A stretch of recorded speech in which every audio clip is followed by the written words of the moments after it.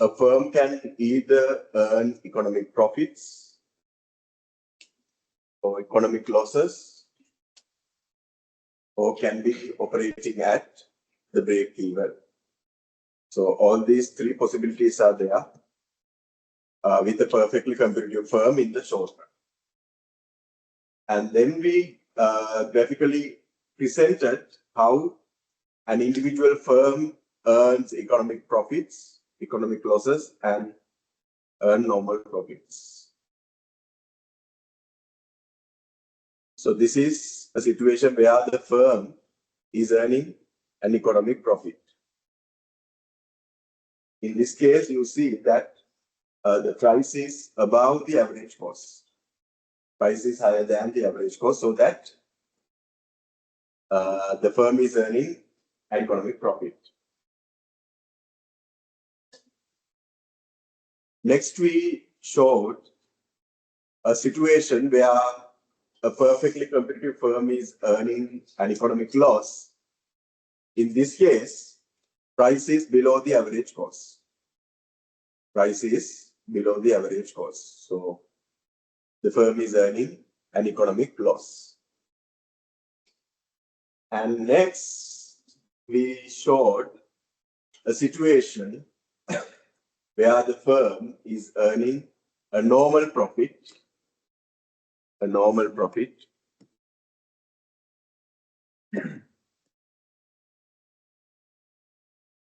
Also, we can call that the firm is operating at the break-even point.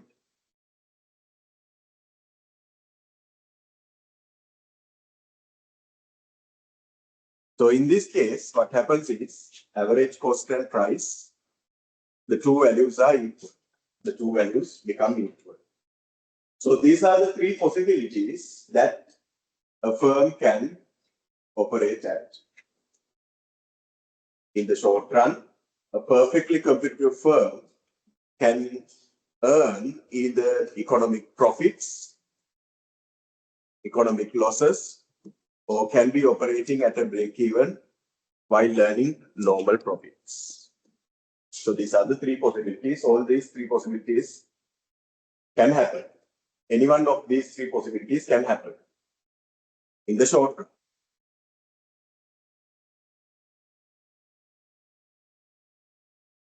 Okay.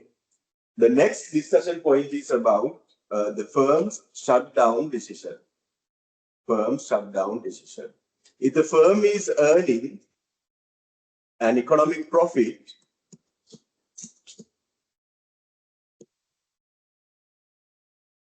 so without any doubt, the firm can continue its production.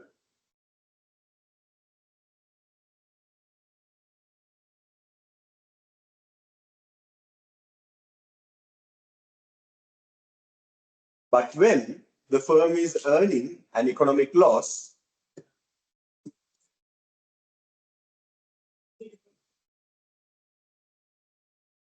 then the firm should be careful about whether to continue or whether to shut down. So if the firm is earning an economic loss, sometimes the firm can decide to continue production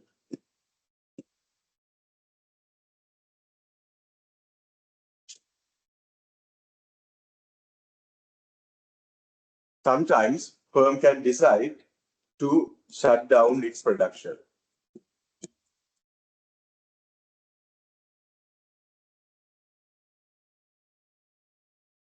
Shutdown means the firm temporarily stops its production.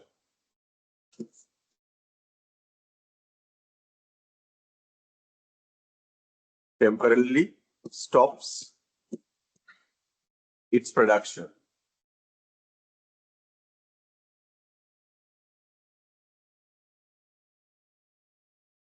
It's not about a closure of the entire firm.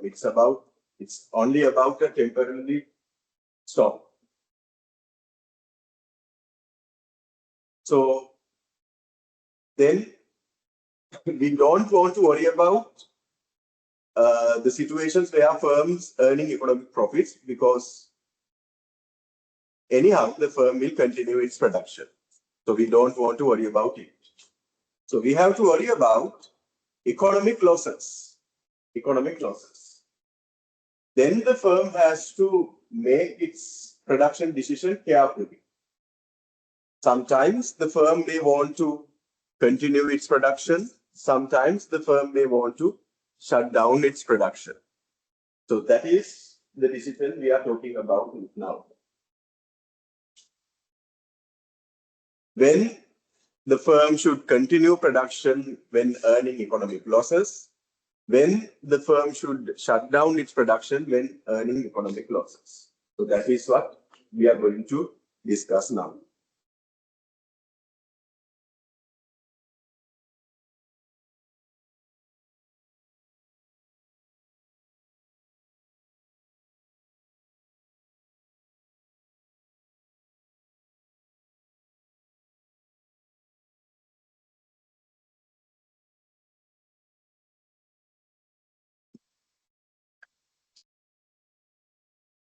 In the short run,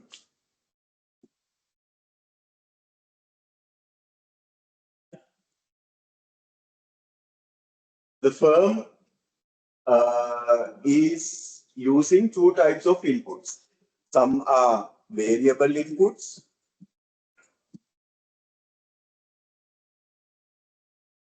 Some are fixed inputs.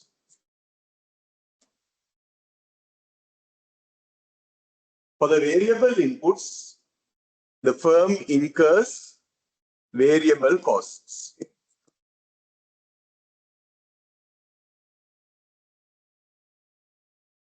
Variable costs are the costs that vary with the output level.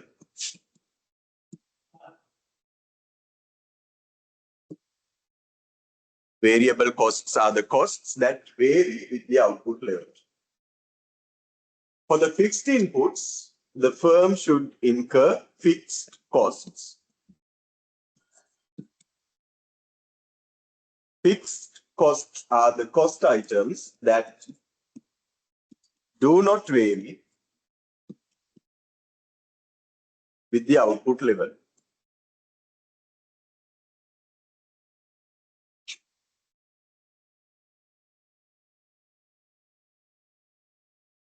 So whatever the level of production, the fixed cost is given. Fixed cost is a constant amount.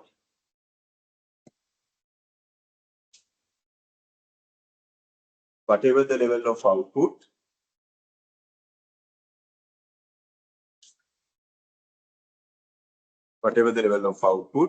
fixed cost is a constant value.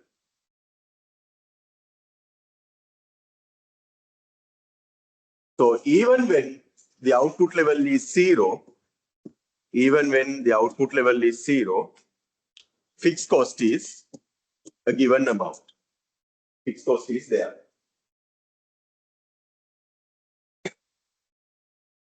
Therefore, in making the decision of whether to continue or whether to shut down, fixed cost is irrelevant. Fixed cost is irrelevant. As I told you earlier, when the firm is earning economic losses,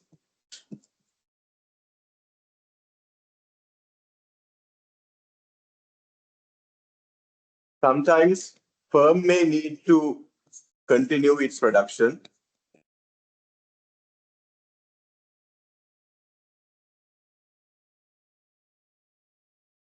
Sometimes firm may need to shut down its production.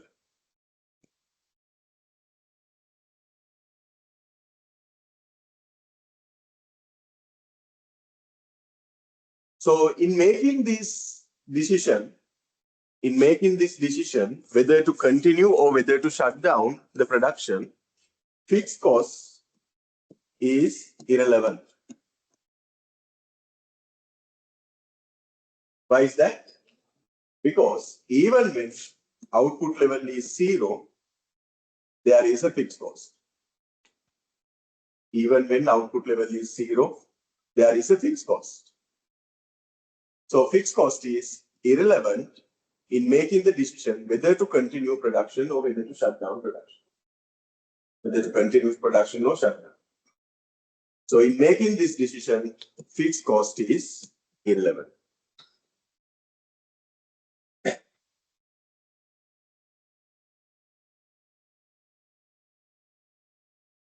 So whether to continue, if the firm decides to continue, obviously fixed cost has to be incurred. If the firm decides to shut down its production, yes, in that case also fixed cost should be incurred. So in making whatever the decision, fixed cost has to be incurred.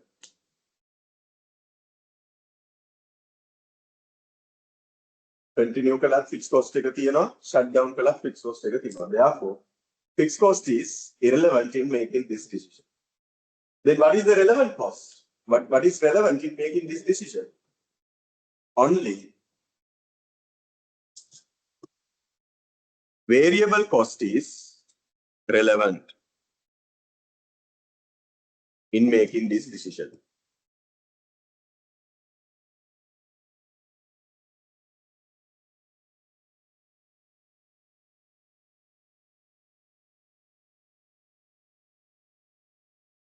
Only the variable cost is relevant in making this decision. Because when output level is 0, variable cost will be 0. When output level is high, variable cost will be high. When output level is lower, variable cost also will be low. So their variable cost depends on the output level. Variable cost depends on the output level. So if the firm shuts down its production, variable cost will be 0. If the firm continues its production, variable cost will be there. The variable cost, some sort of variable cost has to be incurred. Therefore, in making this decision, only variable cost is relevant. Got it?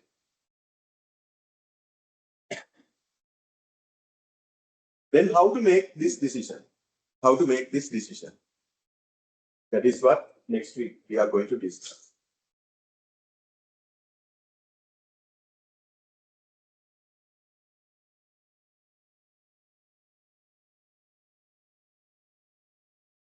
The firm, if the firm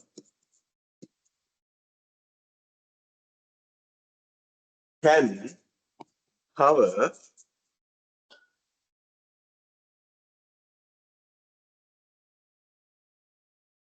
the fixed costs, cover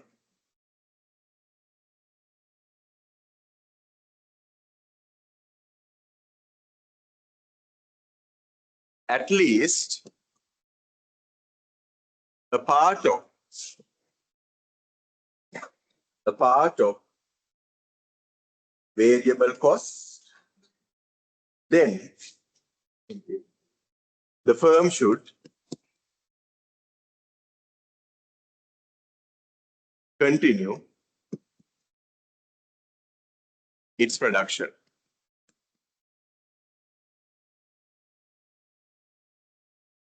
On the other hand, if the firm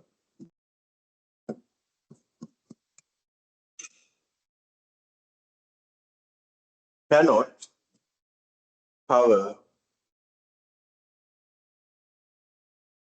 fixed cost, cannot cover its fixed costs, firm should shut down. So this is how they make the decision based on the variable costs. Because to continue production,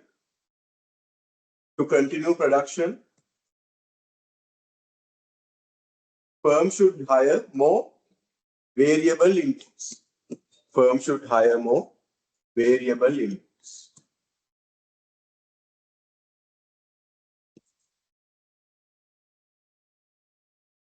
When hiring more variable inputs, firm should incur variable costs.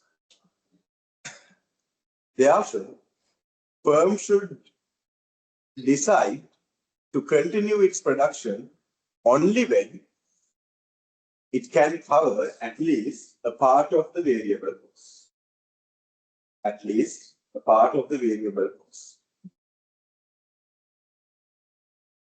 To continue production, firm should buy variable inputs. When purchasing variable inputs, they incur variable costs. So to continue production, firm should be able to cover at least a part of the variable costs.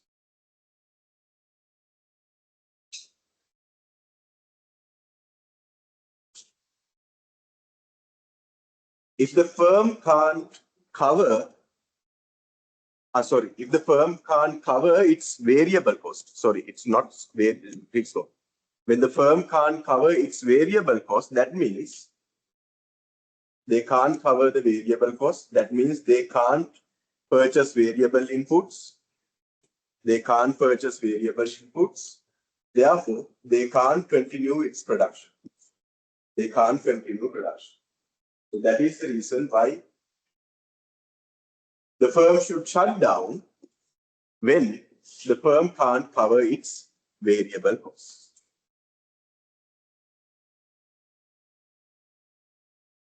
To continue production, firm should hire variable inputs. For variable inputs, they have to incur variable costs. When the firm can't when the firm can't incur variable costs, they can't hire variable inputs. When they can't hire variable inputs, they can't continue production. Got it?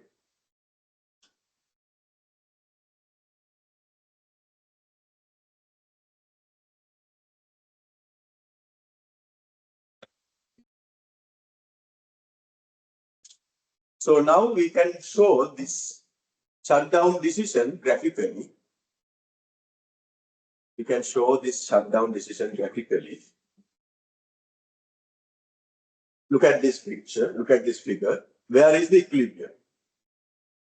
Where is the equilibrium? In the short run, for a perfectly computed firm. There are two conditions for the equilibrium. For a perfectly computed firm in the short run, for happens. Marginal revenue should be equal to marginal cost, and the slope of marginal cost should be higher than slope of marginal revenue. So let's assume that at present, at this moment, this is the firm's demand curve. This is the firm's demand curve. It also represents average revenue and marginal revenue. So where is the equilibrium now? This is the market price. Market price. Where's the equilibrium? Equilibrium is there where marginal revenue is equal to marginal cost. Where this condition is satisfied.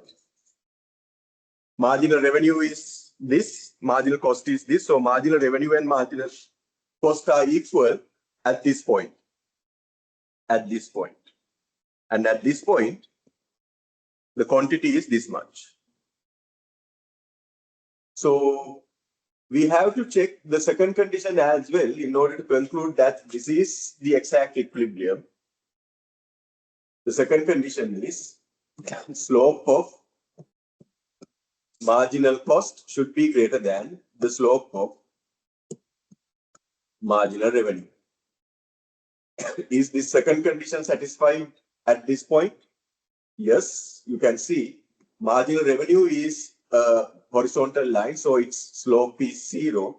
Marginal cost is an upward sloping curve. So marginal cost, the slope of marginal cost is positive.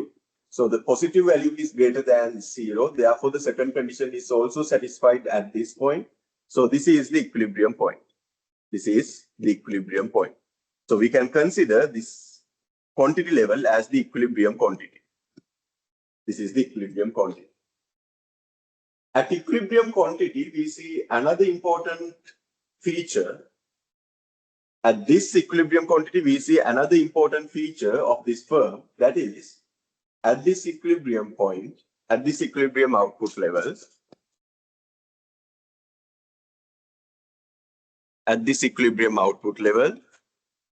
average variable cost is minimum.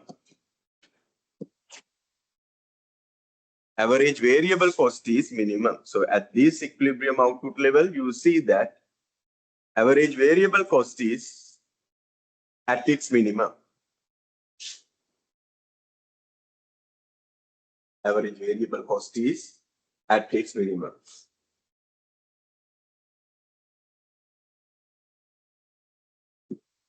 Let's assume a different price.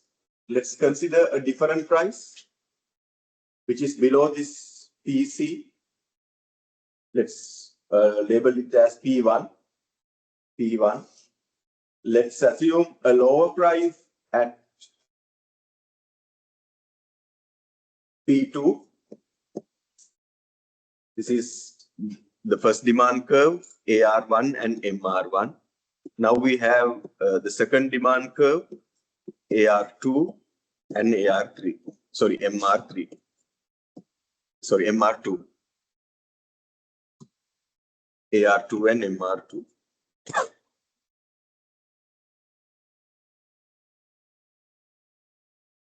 So where is the equilibrium now? Where is the equilibrium? Equilibrium is here. MR is equal to MR is equal to MC at this point, at Q2 level. And the second condition is also satisfied. Marginal cost is positively sloped. Marginal revenue is horizontal. Therefore, the second condition is also fulfilled there. At this price, can this firm cover its variable costs? Price is this much. So total revenue is how much? Total revenue is P into Q. P into Q. So this is the total revenue. At Q2 level, this is the total revenue. At Q2 level, what is the total variable cost? What is the total variable cost? Straight to Q2, you have to go to the average variable cost curve. Go to the average variable cost curve and find the average variable cost at Q2 level. So this is the average variable cost at Q2 level. What do you see? What is the total average variable cost? Total variable cost is average variable cost multiplied by Q. Total variable cost is average variable cost multiplied by Q. Total revenue is price into Q. So total revenue is this much. Total revenue is this much. The area shaded in purple color. And what is total variable cost? Total variable cost is average variable cost multiplied by Q. So this is the total variable cost. Which is greater? Total revenue or total variable cost? Total variable cost is greater. What does it mean? Revenue is not enough to cover total variable cost. So can this firm continue its production? No, the firm can't continue its production. So when the price is below this price, when the price is below P1, when the price is below P1, when the price is below P1, firms can't continue its production because total revenue is lower than total variable cost. Therefore, if the firm is faced with the price below P1, then the firm should shut down. The firm should shut down.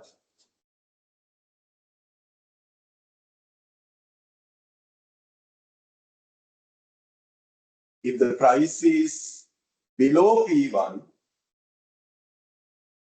the firm can't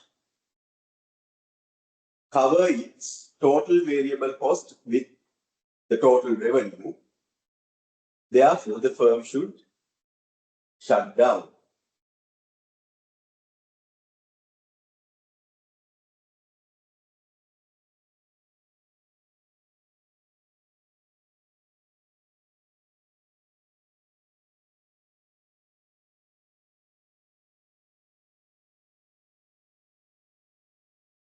This P1 corresponds to what? This P1 corresponds to the minimum average variable cost. The minimum average variable cost. P1 and the minimum value of average variable cost, they are equal. Minimum average variable cost. So in other words, we can restate the same condition when the price is below the minimum average variable cost. When the price is below the minimum average variable cost, firm should shut down. When the price is below the minimum average variable cost, the firm should shut down because total revenue is not sufficient to cover the total variable cost. When the price is below the minimum average variable cost, firm should shut down because the total revenue is not sufficient to cover the total variable cost.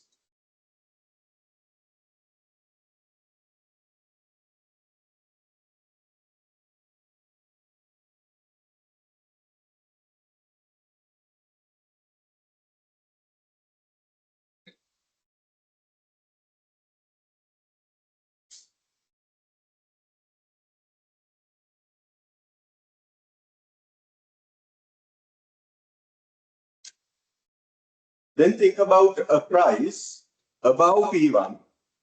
Think about a price above P1.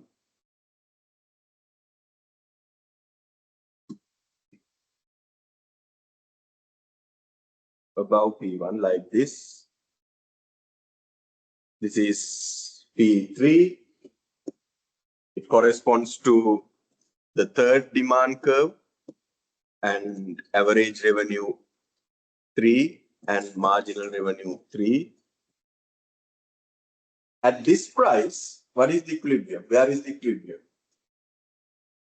Equilibrium is where marginal revenue is equal to marginal cost. Now the equilibrium is here. At this equilibrium, firm may produce Q3 level of output. Q3 level of output. The second condition is also satisfied. Marginal cost is upward sloping, marginal revenue is a horizontal line, so the second condition is also there. Therefore, without any doubt, we can consider this as the equilibrium point. At this equilibrium point, what is the total revenue? What is the total revenue? Total revenue is P into Q, P3 into Q3. So this is the total revenue. At Q3, total revenue is this much. At Q3, what is the total variable cost? To find the total variable cost, first of all, we have to find the average variable cost at Q3. At Q3, average variable cost is this much. So the total variable cost at Q3 is ABC into Q3. It's this much. Sorry, average variable cost is not that.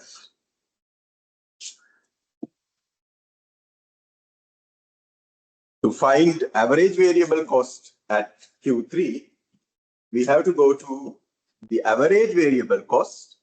We have to go to the average variable cost straight to Q3. The average variable cost is this much. At Q3, average variable cost is this much. So what is the total variable cost at Q3? Total variable cost is average variable cost multiplied by Q3. It's this much. Which is greater now? Total revenue or total variable cost? At Q3, total variable cost is the highlighted area in yellow color. At Q3, total revenue is the area highlighted in black color. So black color area is bigger than the yellow color area. Black color area represents total revenue. Yellow color area represents total variable cost. Therefore, we observe that total variable cost is less than the total revenue. In that case, total revenue is sufficient. Total revenue is sufficient to cover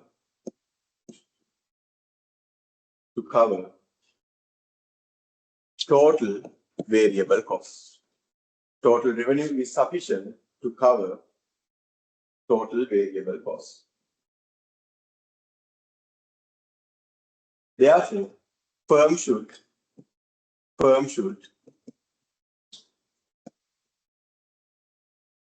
continue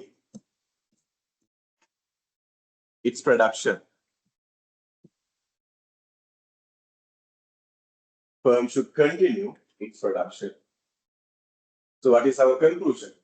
If the price is above P1, in other words, if the price is above the minimum average variable cost,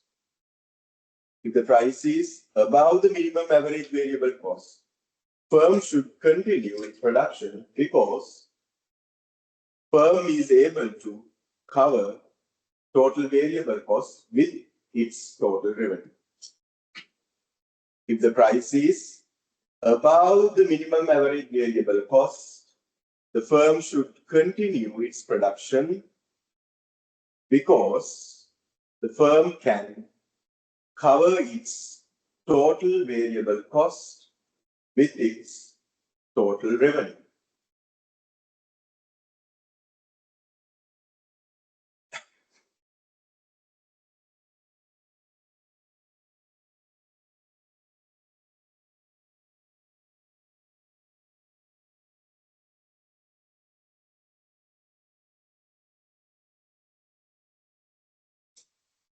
Firm can cover its total variable costs with its total revenue.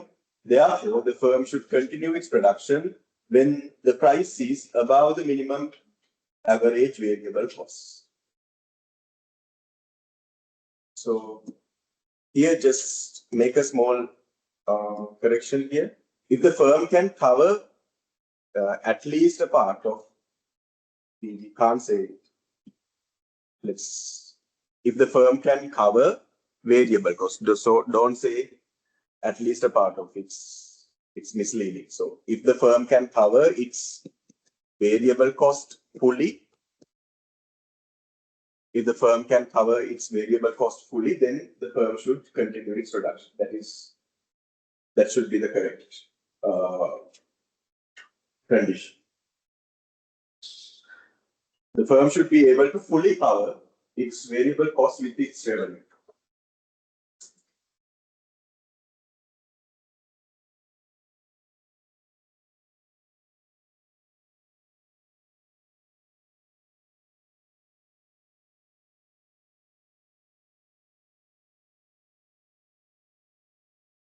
So where is the shutdown decision? Shutdown decision is at the minimum point of average variable cost. Shutdown decision is there at the minimum point of average variable cost. So I draw the same diagram again.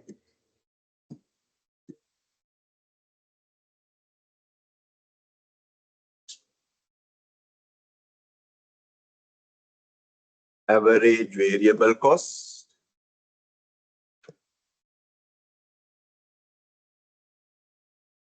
average cost. These are the minimum points of average variable cost and average cost. Marginal cost goes through the minimum points of average variable cost and average cost.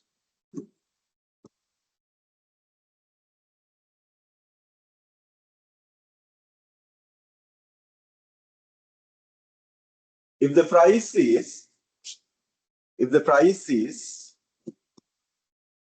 equal to average variable cost,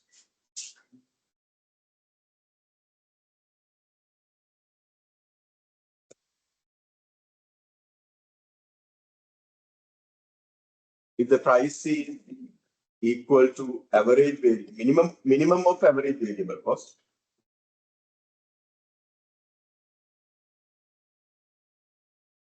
if the price is equal to the minimum of average variable cost,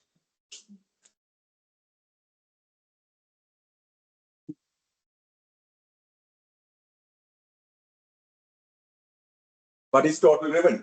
Where is the equilibrium? What is the equilibrium? Equilibrium is here.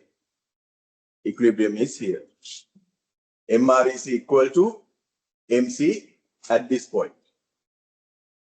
That is the point where average variable cost is minimum. At this equilibrium, the second condition is also fulfilled. The slope of marginal cost is greater than the slope of marginal revenue. So we can consider this as the equilibrium. At this equilibrium point, what is the total revenue? Total revenue is P into Q. This is total revenue. At this equilibrium point, what is total variable cost? To find the total variable cost, first of all, we have to find the average variable cost. So at this point, what is the average variable cost? Average variable cost is again equal to the price. It's equal to the price. So what is the total variable cost? Total variable cost is average variable cost multiplied by Q. So at this point, what has happened is total variable cost and total revenue are equal. Total variable cost and total revenue are equal. So here the firm again can fully cover its total variable cost with its total revenue.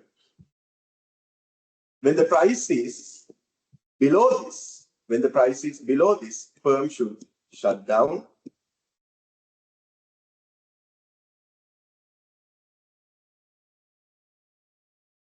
Firm should shut down.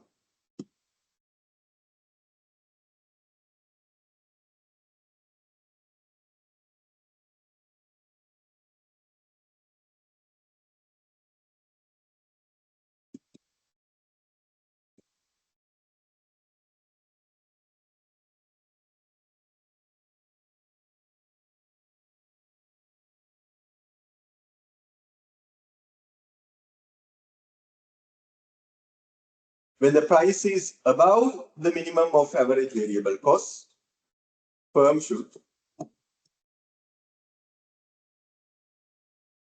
continue. Here, so this is the summary.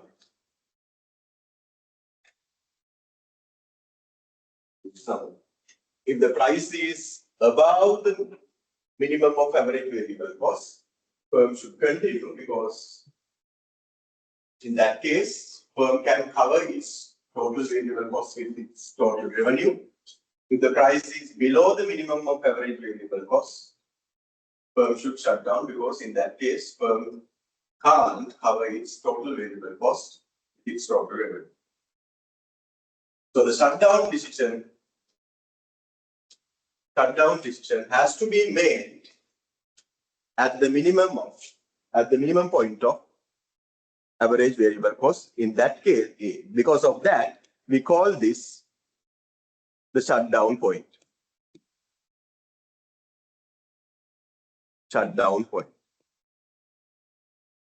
The shutdown point is the point where the average variable cost is minimum.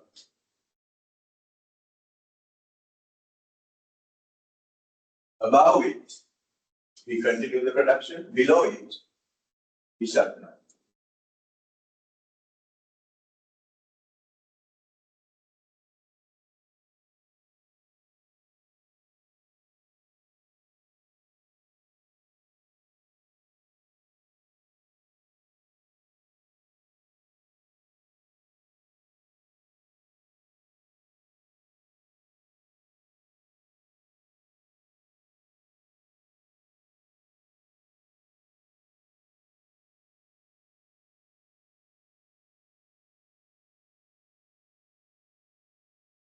Okay, that's all about the shutdown decision in the short run. Shutdown decision in the short run.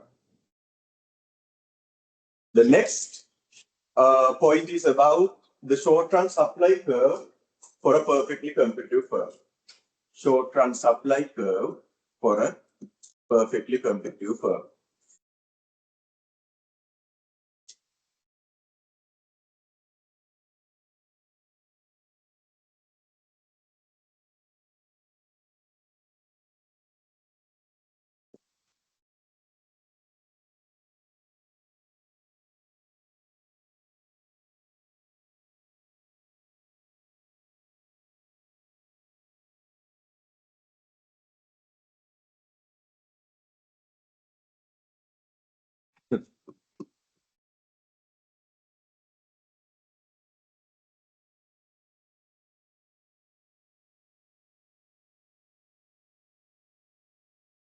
This is the average variable cost.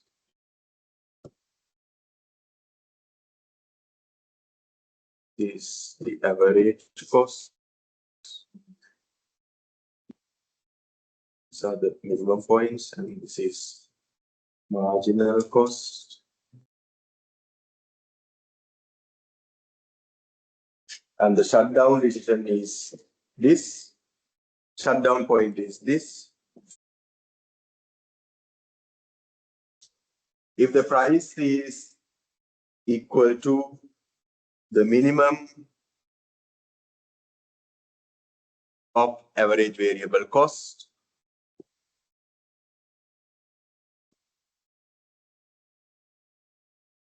that is where the firm is actually ambiguous here. Firm can shut down or firm can continue. Both decisions are possible because we knew that at this point,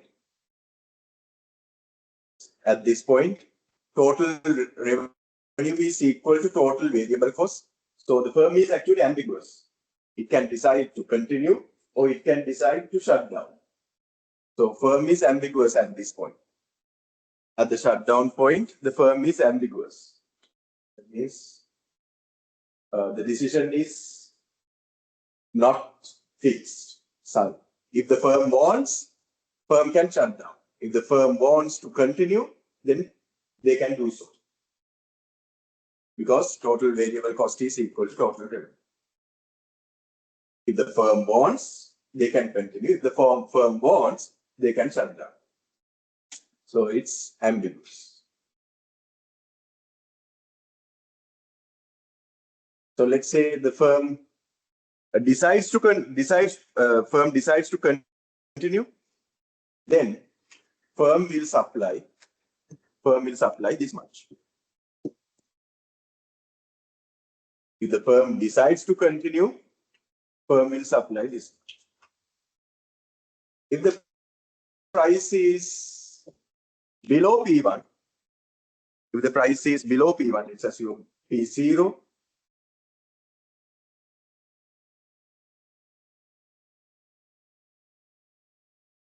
will this firm supply anything? No, because if the price is below P1, firm will shut down. Therefore, below P3, yes, of course, the equilibrium is this much, but firm will not supply it. equilibrium is this much, equilibrium point is this. Although we can decide an equilibrium, although we can find an equilibrium, firm will not supply that amount because at this price, firm will shut down. So Q0 amount will not be supplied by the firm because at Q0 level of equilibrium, price is below the minimum average variable cost. At this price, total revenue is not sufficient to cover the total variable cost. Therefore, firm will not supply Q0. If the price is above P1, if the price is above P1,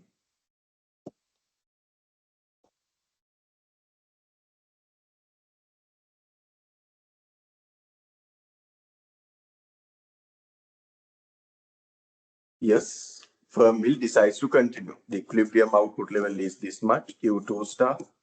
So no matter, without any issue, the firm will continue its production because at P2, total revenue is greater than total variable cost. If the price is P3, if the price is P3, something like this,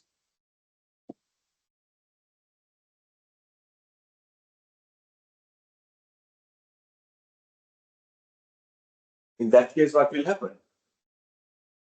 So here we don't want to worry about anything because there is a profit. There is a profit. You see, equilibrium output level is Q3 star. At Q3 star, price is this much and average cost is this much. So there is a profit. There is a profit. Therefore, without any issue, Q3 also will be supplied. So Q1 will be supplied, Q2 will be supplied, Q3 will be supplied, but Q0, no, the firm will not supply. So firm will supply equilibrium quantities at different prices only above the minimum average variable cost. Firm supplies quantities, equilibrium quantities, equilibrium it is at different prices,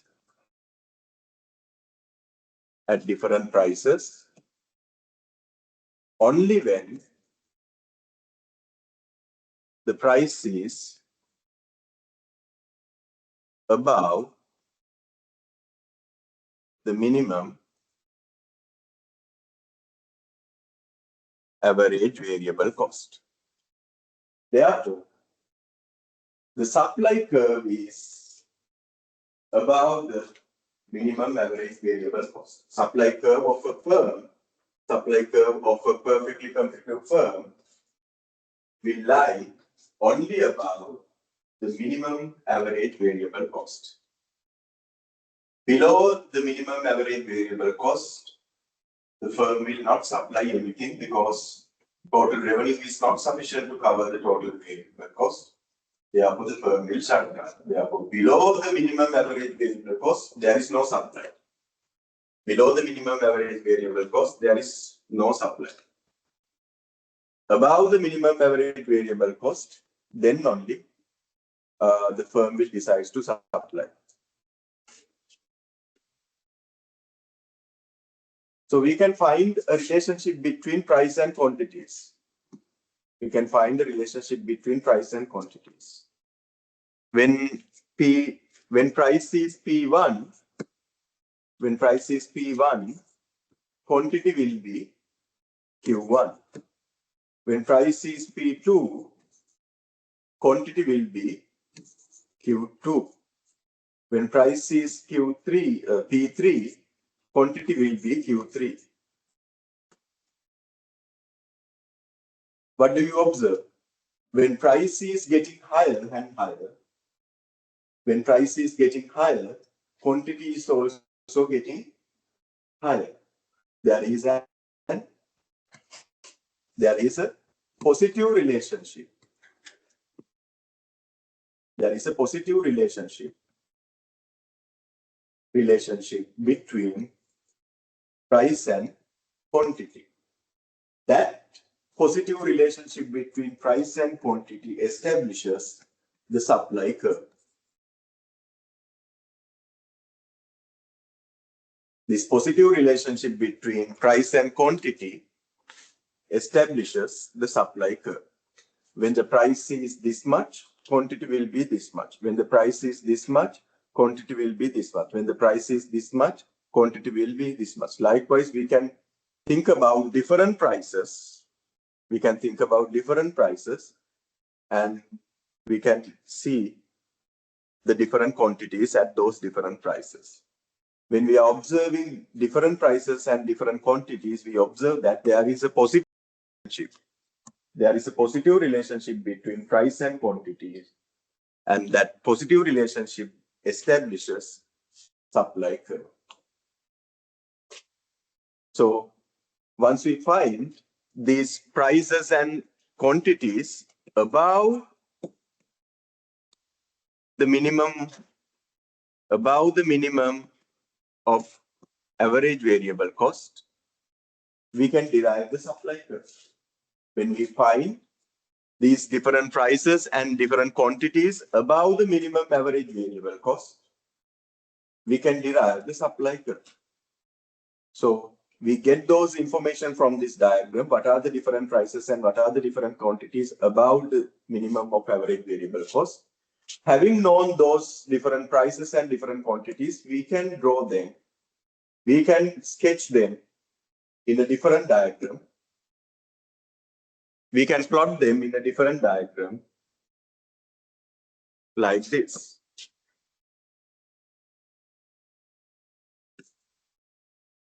When price is P1, quantity is Q1.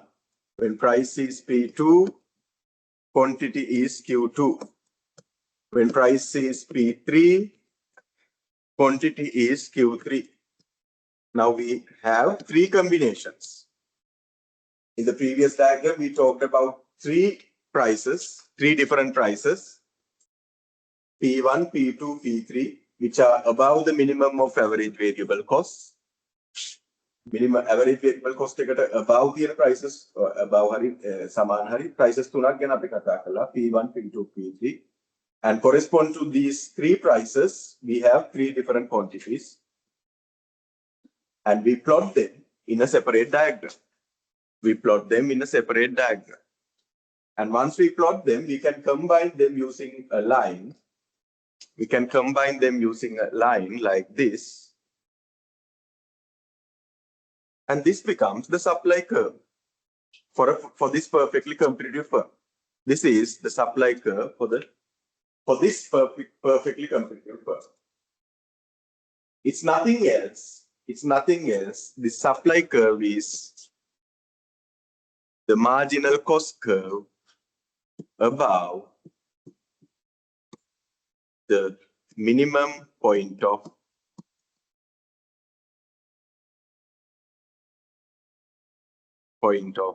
average variable cost. So for a perfectly competitive firm, supply curve becomes the marginal cost curve. Supply curve becomes the marginal cost curve above the minimum point of average variable cost. For a perfectly competitive firm,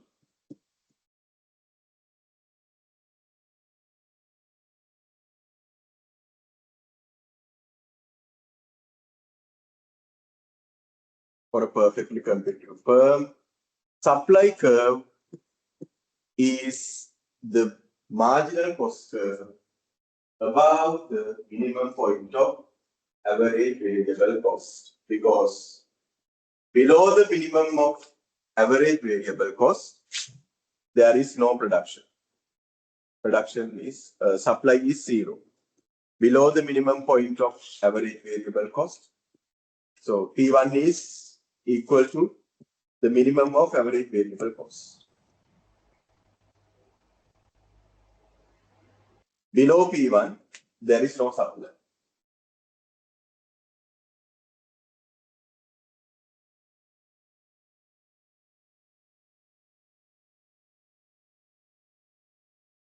Below P1, there is no supply.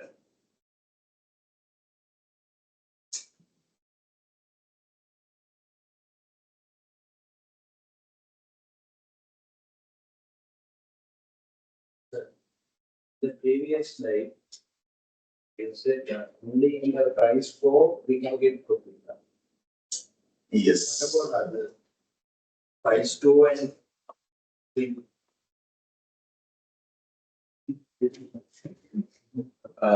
As I told you at the very beginning, when the I think I deleted that annotation. When the firm is earning economic profits, no matter, the firm can continue its production. We have to be careful only when the firm is earning economic losses, because sometimes firm can decide to continue production.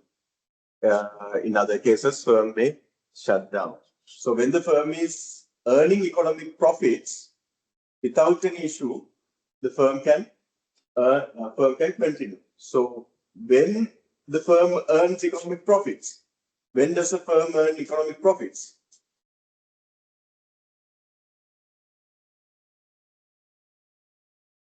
Firms earn economic profits when price is above the average cost. The price is above the average cost. Clear? So in my diagram, I drew short while ago. I took P3. P3 is this. Price is this. And the equilibrium quantity is this. At this equilibrium quantity, what is the average cost? Average cost is this. So price is above the average cost. So there, the firm is having economic profits. So no matter, they can continue production. So we have to worry about only the prices between the minimum point of AC and ABC. Because when the price is below the minimum point of average cost, then the firm is earning economic losses. So this is the critical region, critical area we have to worry about. We have to make the decision carefully. Because firms earn losses, firms earn losses when the price is below the average cost. When the price is below the average cost, then we have to be careful. I think I answered your question.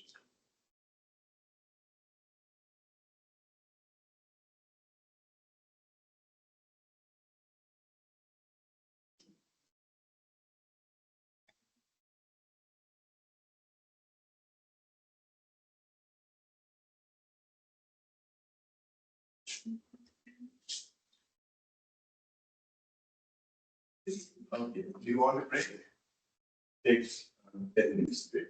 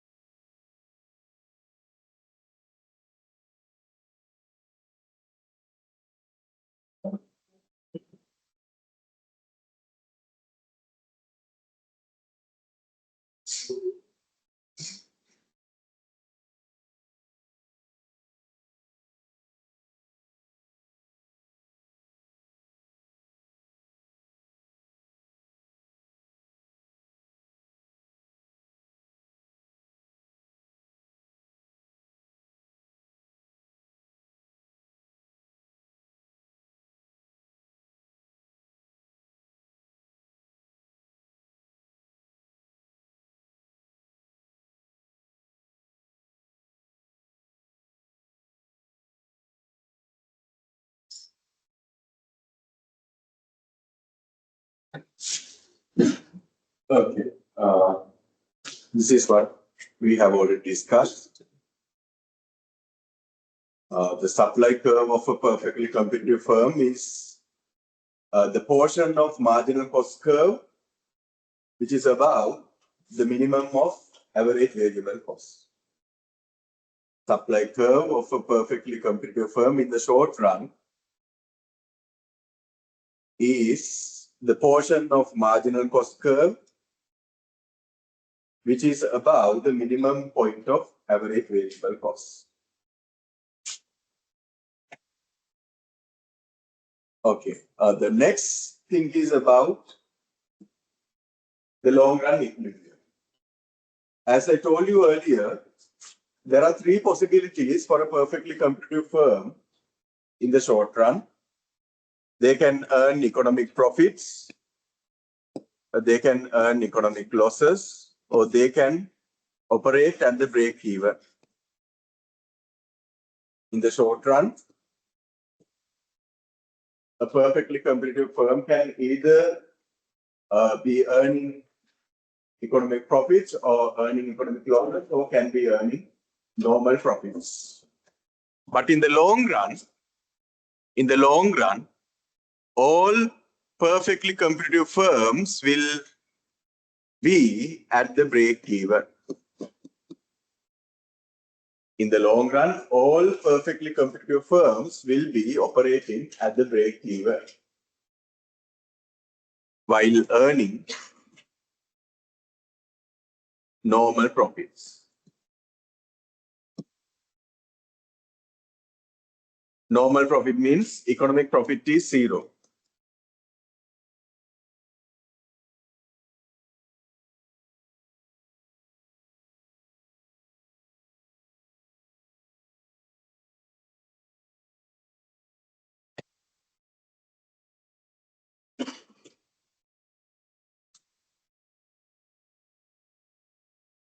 So that's what we are going to discuss next, long run equilibrium. At the long run equilibrium, firms will be operating at the break even while earning normal profits. Normal profits are there where economic profits are nil, or economic profits are zero. So here in these two slides, in this couple of slides, we are discussing how the firm transfers from how the firm is transferring from short run equilibrium to long run equilibrium. Here we are going to discuss how a firm is moving from short run equilibrium to long run equilibrium. Assume that, for that, first of all, assume that the firm is earning economic profits in the short run. Assume that a firm, a perfectly competitive firm, is earning economic profits in the short run. When the firm is earning economic profits in the short run, two things happen. Mainly two things happen.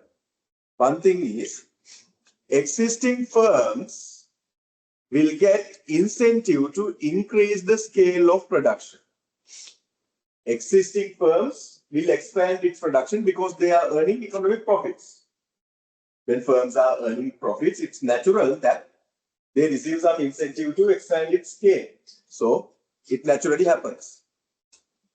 At the same time, new firms also will be attracted to the industry.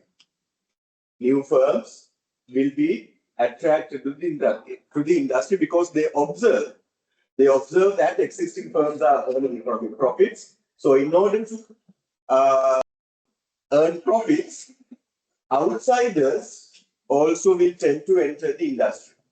So ultimately what happens? Industry will be expanded. Industry is expanded. The size of the industry is expanded. In other words, industry supply will increase. Industry is getting expanded means industry supply is increased. Industry supply is increased. When supply increases, industry means market. When market supply or when industry supply increases, what happens? In the market,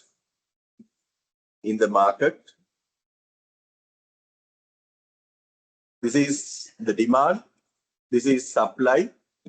Supply increases. When supply increases, what happens to the supply curve? It shifts to the left or shifts to the right. When supply increases, supply curve will shift to the right. Supply curve will shift to the right. So this is the original price. This is the new price. What has happened to the price? Market price has fallen. Market price falls. So price level will fall. Price level will fall. When price level falls, what happens to the demand of a firm? Demand of a firm, the original price is P1. At P1, this is the firm's demand curve. The new price is P2. At P2, this is the new demand curve of the firm. So a firm's demand curve, a firm's demand shows a downward shift. A firm's demand shows a downward shift because there is a fall in market equilibrium price. Equilibrium market price.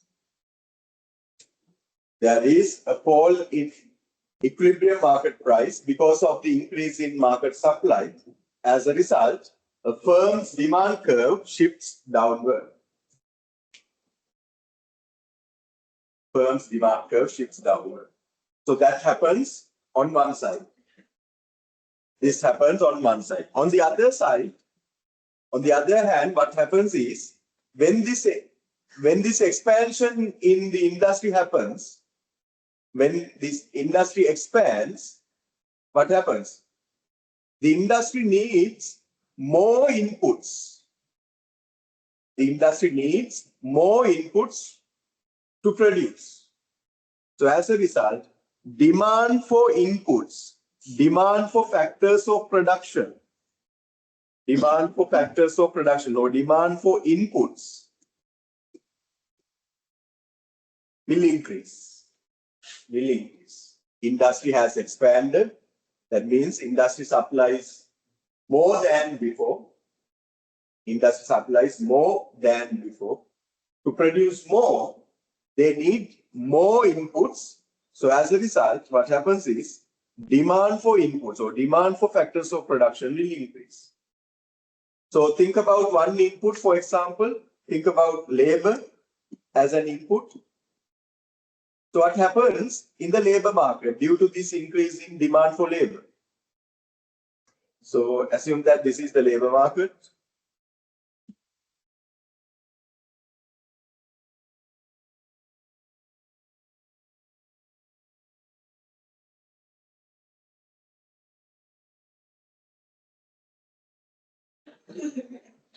This is the labor market. This is the wage rate. Demand for labor, supply of labor. When the industry expands,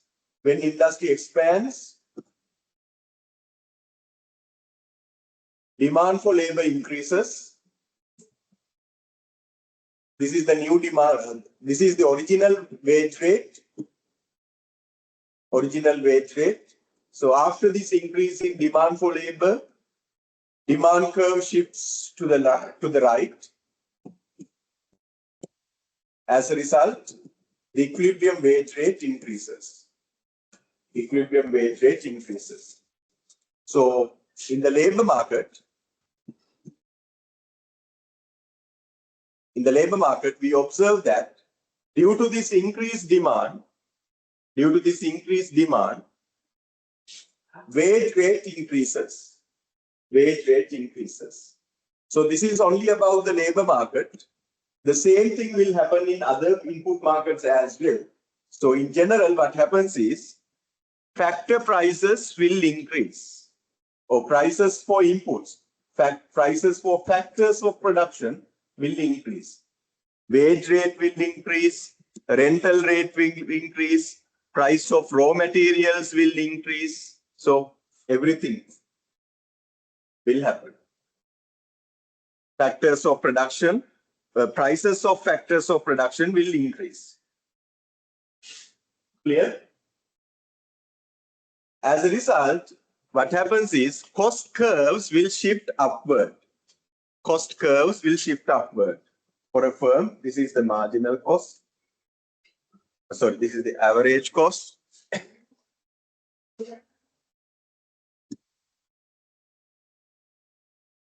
Average cost, average variable cost, marginal cost. So these cost curves will shift upward.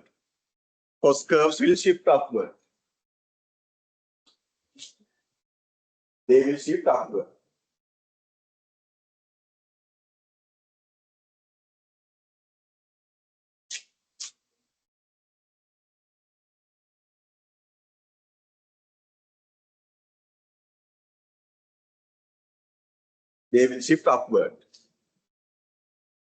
So on one hand, demand curve of a firm shifts downward.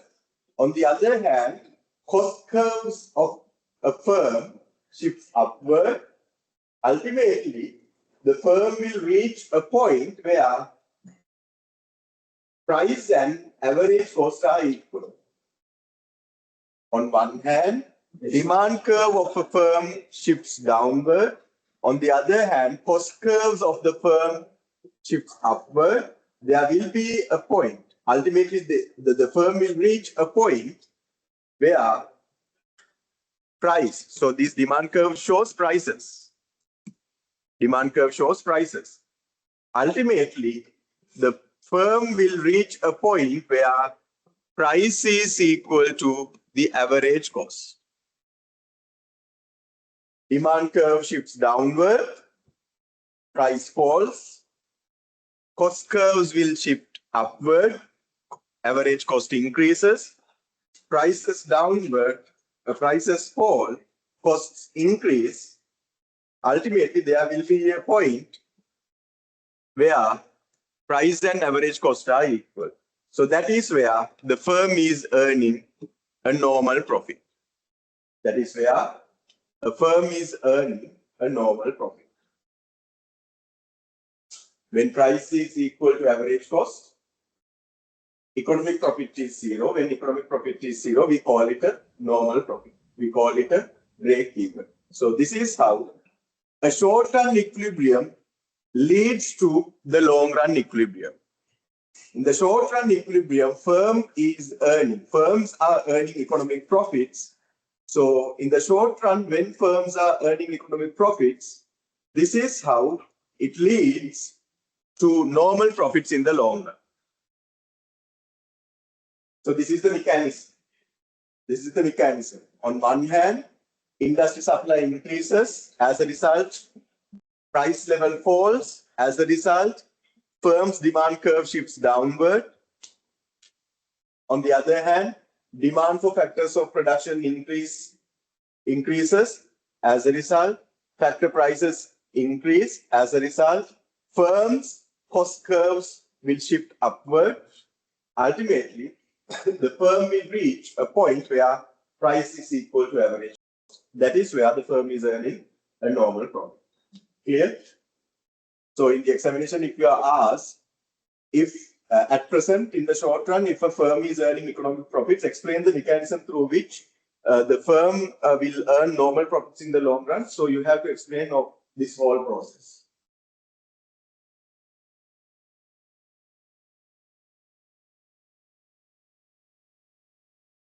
So don't worry about the graph, okay? You should be able to explain everything in this particular way. Don't worry about this. Study this. And this is how, if a perfectly competitive firm is earning an economic loss, previously we discussed a situation where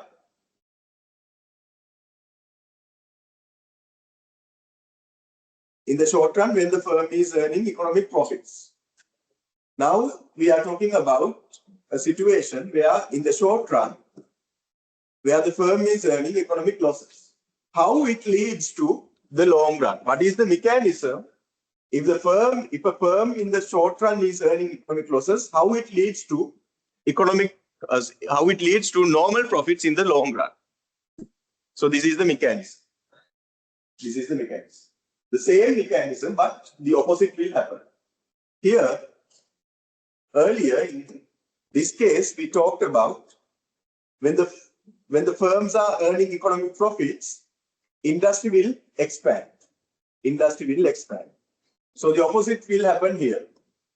When the firms are earning economic losses, industry will shrink. Industry will shrink. Because some existing firms will quit the industry, will leave the industry. Some existing firms will leave the industry. Or some existing firms will reduce their size, will cut down their size. So in both ways, what happens is industry will shrink, industry will contrast. Industry will contract. Industry will contract. As a result, industry supply will decrease. This is demand, market demand. This is the market supply. This is the original price. When supply decreases, supply curve will shift to the left. Supply curve will shift to the left. As a result, equilibrium price, market equilibrium price will increase.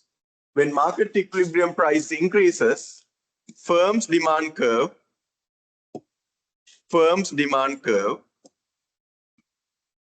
will shift upward. At P1, this will be the demand curve. At P2, this will be the demand curve. So demand curve shows an upward shift. In a firm,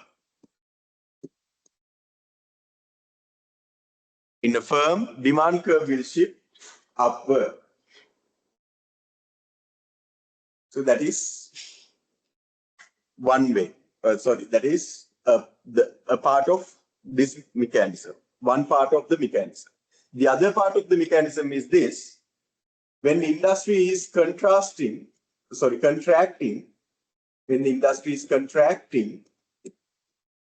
demand for factors of production will reduce. Let's take the labor market, for example.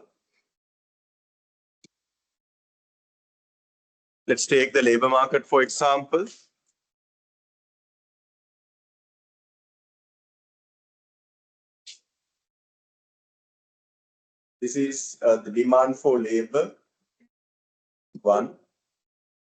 Supply of labor, and this is the original wage rate, W1. Demand for labor will decrease.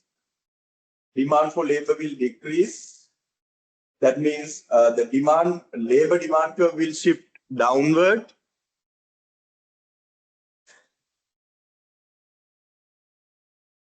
As a result, the equilibrium wage rate will fall.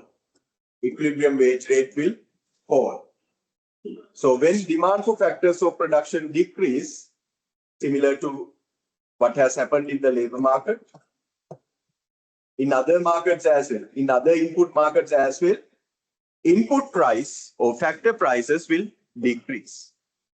Wage rate decreases, rental rate decreases, prices for raw materials will decrease. So factor prices will decrease. As a result, what happens is cost curves will shift downward.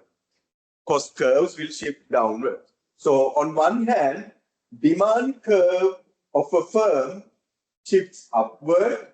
On the other hand, cost curves of a firm shifts downward, and ultimately the firm will reach a point where price is equal to average cost. On one hand, demand curve of the firm shifts upward. On the other hand, cost curves of the firm shifts downward. Ultimately, the firm will reach a point where price is equal to the average cost. That is where the firm is earning normal profit. So this is the mechanism in which when a perfectly competitive firm is earning economic losses, how it leads to normal profits in the short run, in the long run. When a firm in the perfect competition is earning economic losses in the short run, this is the mechanism how it leads to long run normal profits. Normal profits in the long run. Clear?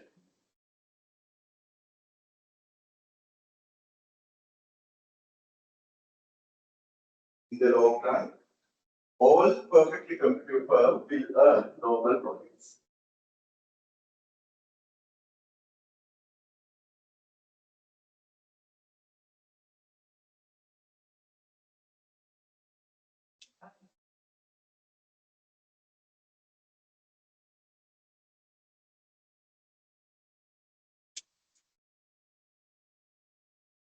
Again, you don't, yeah. Yes, this is the case. This is the equilibrium price market in the market.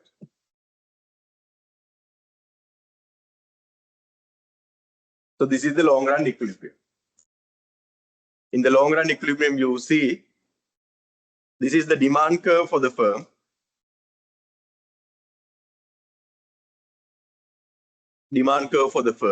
Price is equal to MR is equal to AR. This is the long run. This is the long run marginal cost curve. Long run marginal cost curve. This is the long run average cost curve.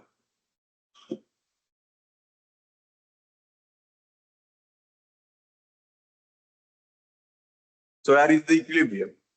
Equilibrium is where marginal revenue is equal to long run marginal cost. Long run average cost, long run marginal cost is this. Marginal revenue is this. Long run marginal cost is equal to marginal revenue at this point. So this is the equilibrium point. At equilibrium point, check whether the second condition is satisfied. Slope of marginal cost should be greater than slope of marginal revenue. Yes. Marginal cost is upward sloping, marginal revenue is a horizontal line. So the second condition is also satisfied. So we can consider this as the equilibrium. So at equilibrium, the output level is Q star. At Q star, you see price and average cost are equal. Price is this much at equilibrium output level. At equilibrium output level, average cost is also this much. This is the average cost curve. At Q star, average cost is this much, which is equal to the price. Therefore, the firm is earning a normal profit. Firm is earning a normal profit.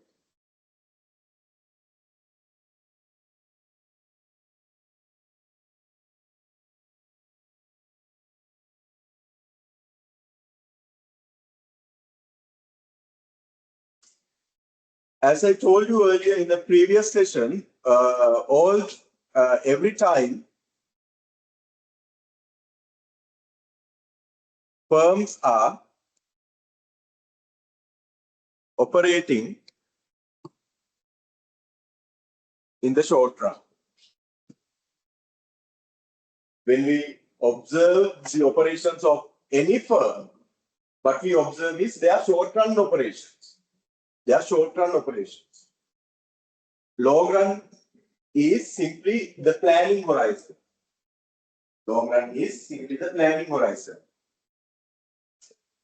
Therefore, every time there is a short run equilibrium. So when the firm has reached, when a firm has reached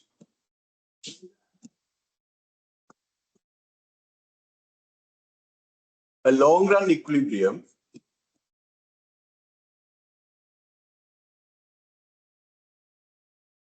there is a corresponding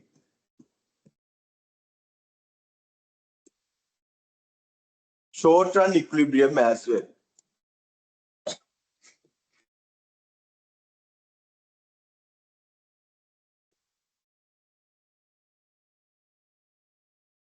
When a firm has reached a long run equilibrium, there is a corresponding short run equilibrium as well.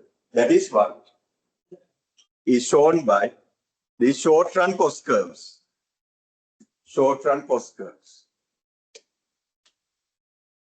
This is short run marginal cost curve.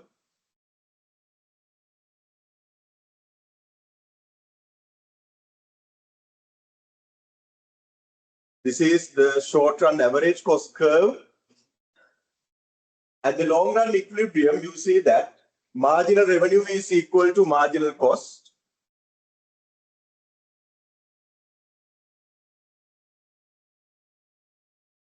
In the short run equilibrium, marginal revenue should be equal to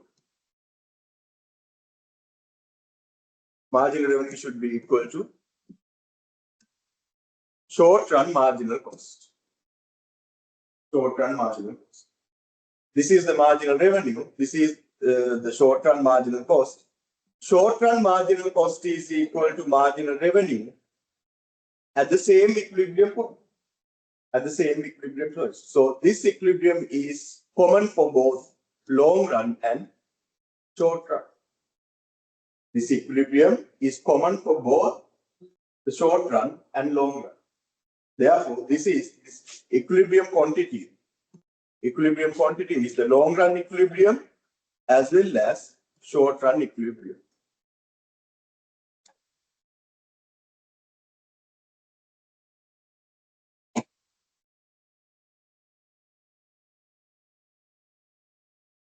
Therefore, in the long run equilibrium, we see that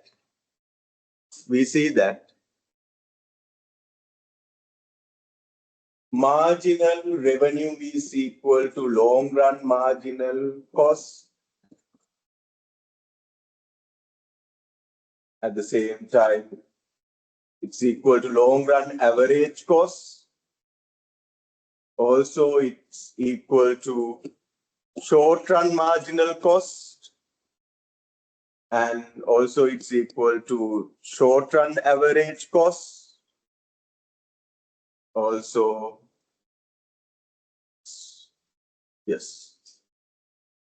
So all these components, all these cost and revenue components, revenue concepts are equal at the long run equilibrium.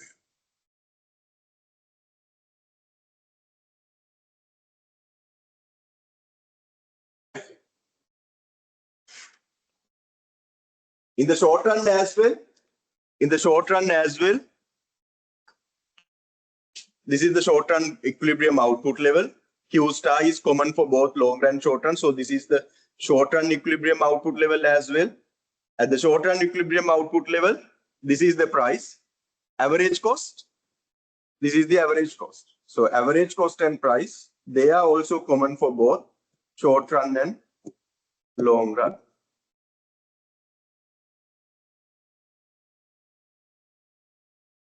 So because of that, the firm is earning normal profits. Price is equal to short run average cost as well as long run average cost. Price is equal to long run average cost as well as short run average cost. Therefore, the firm is earning normal profits in both short run and long run.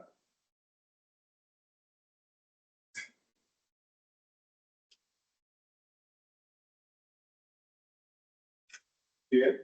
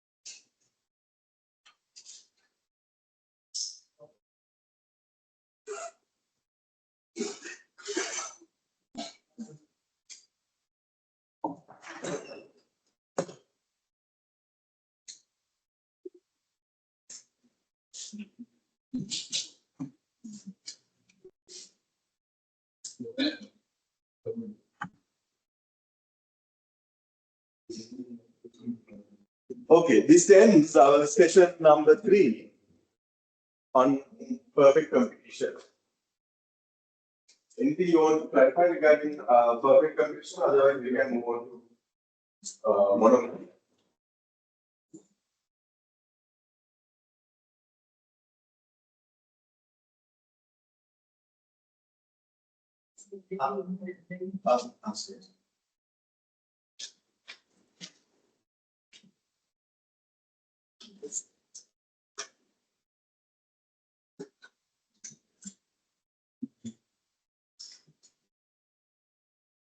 Okay, shall we start the next session?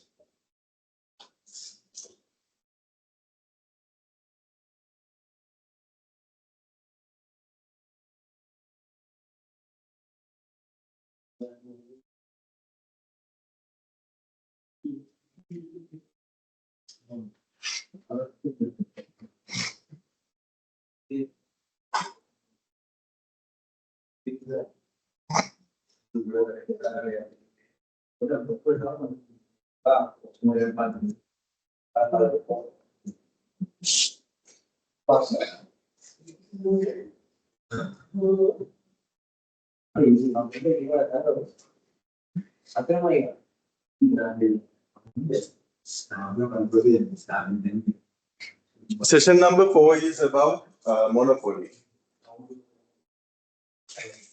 Monopoly is the other extreme of market structures. I introduced 4 market structures.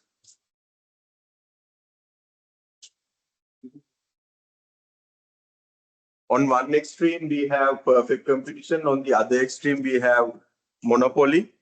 And in between, we have monopolistic competition and oligopoly.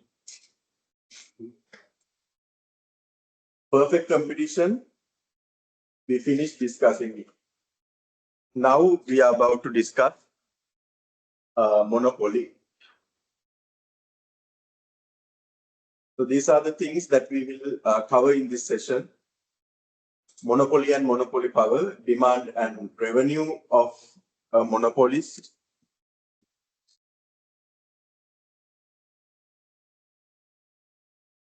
Short-run equilibrium of a monopolist. Long-run equilibrium of a monopolist. Price discrimination. And finally, welfare costs of monopolies. Monopoly is where only a single seller is operating in the industry. In the industry, there is only one single seller.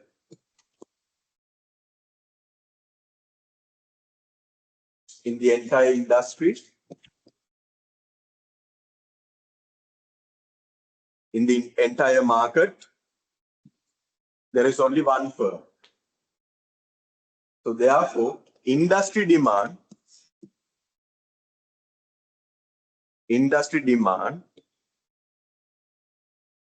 and firms demand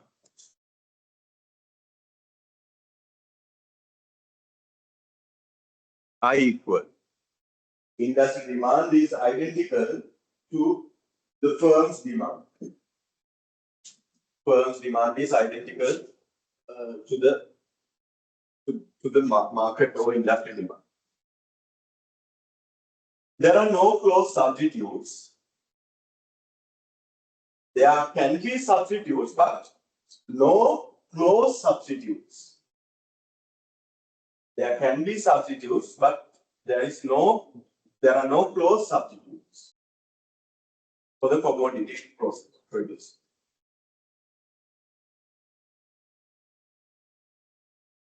As well as there are barriers to entry. So these barriers act as the sources of monopoly power.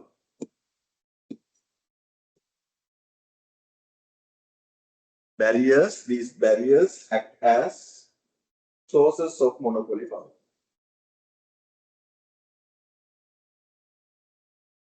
There is only one firm.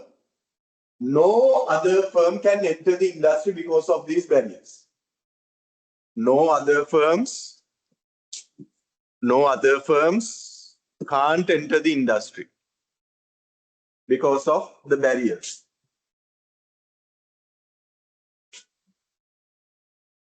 Therefore, these barriers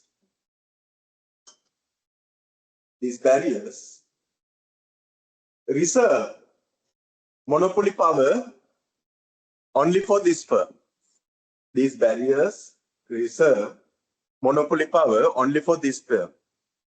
That's why we call them the sources of monopoly power. Sources of monopoly power. Monopolist can set its price. So the monopolist is a price maker. monopolist is a price maker.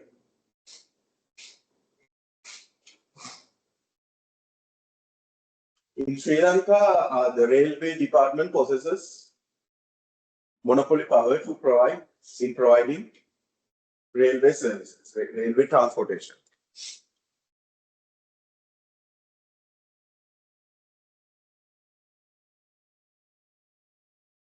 In Sri Lanka, railway department has monopoly power in providing railway transportation. So, are there any close substitutes? Are there any close substitutes?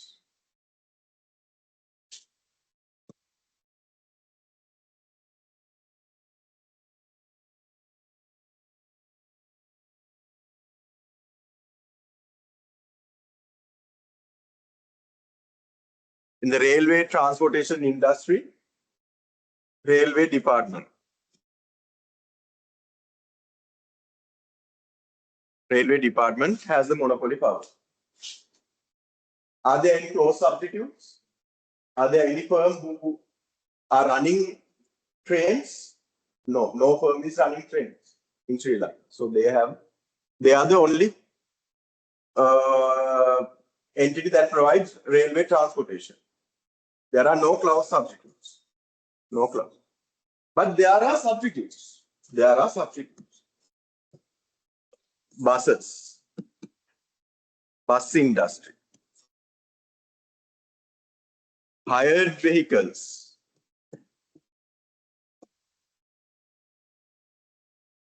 Private vehicles. Personal vehicles.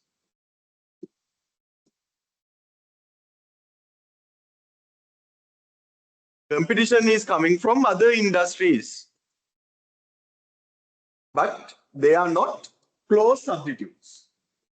These are not close substitutes. But they are substitutes to some extent. They are substitutes to some extent, but they are not close substitutes. That is what it says. Clear? So when we define our industry as railway transportation, railway department is the monopoly. When we define our industry as the railway transportation industry, railway department is the monopoly. Railway department is the monopolist. But when we define our industry as transportation industry,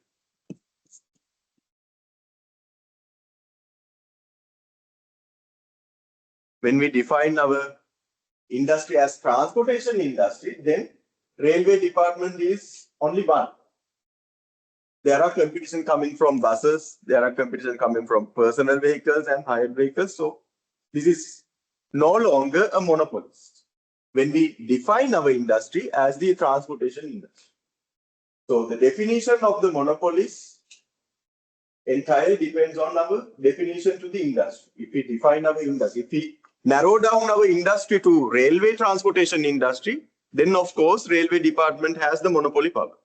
But if we define our industry as the entire transportation industry, no longer railway department is the monopolist. Clear? So there are no close substitutes, but there are close substitutes. Sorry, there are no close substitutes, but there are substitutes to some extent. So these are the barriers. These are the barriers. In other words, these are the causes that lead to monopoly, or these are the sources of monopoly power. Clear? These are the, we can call them causes that lead to monopoly, sources of monopoly power, or we also can call them barriers to entry.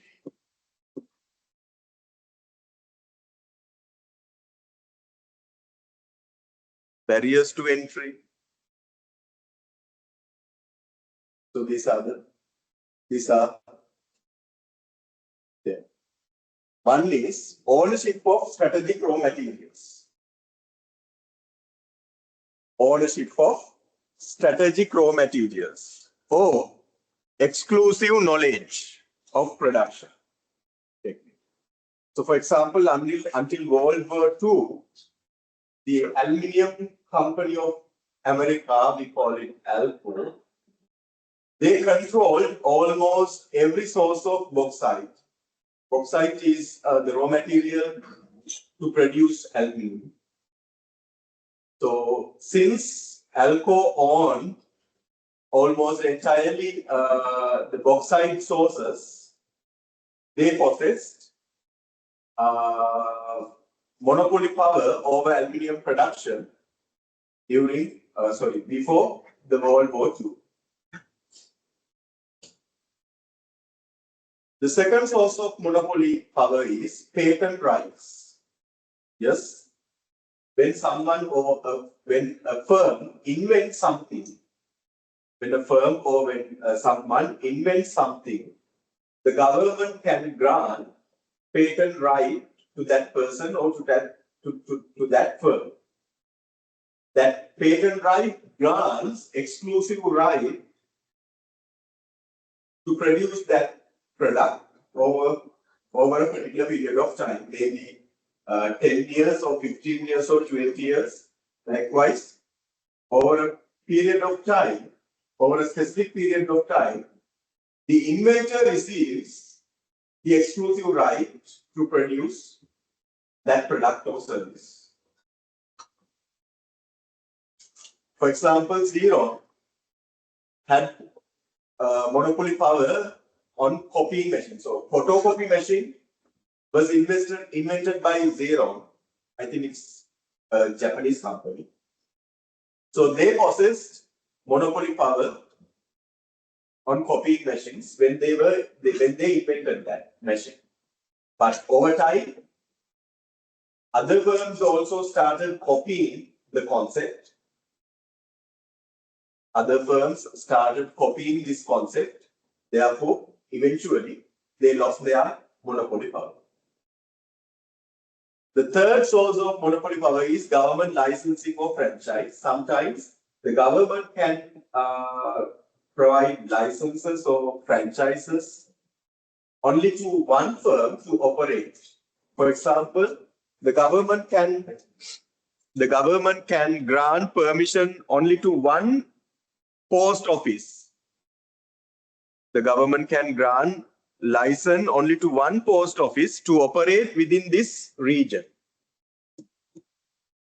This is region A. So to operate within this region, government grants a license only to one post office. So over this region A, this particular post office possesses monopoly power in providing postal services. Likewise, government licensing or franchises can also act as a source of monopoly power.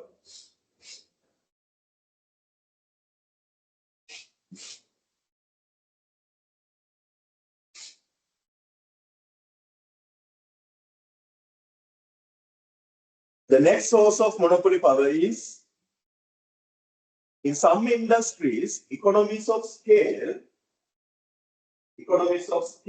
may act as a source of monopoly power. So it happens like this.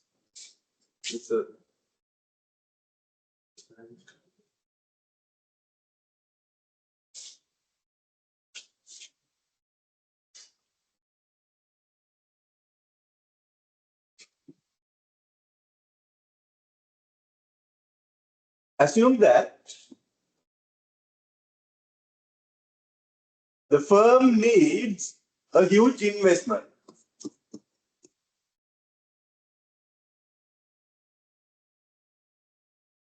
Firm needs a huge investment to establish, for example, let's say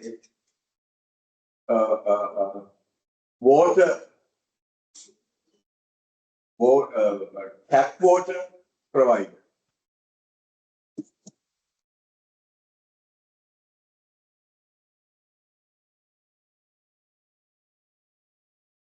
Tap water suppliers. to establish this business, it needs a huge investment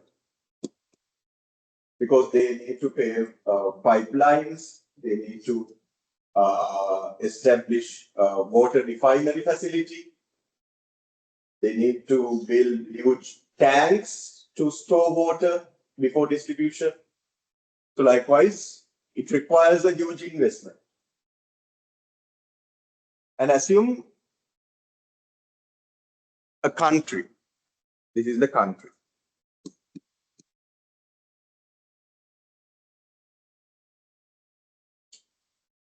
If this firm, let's call them firm A,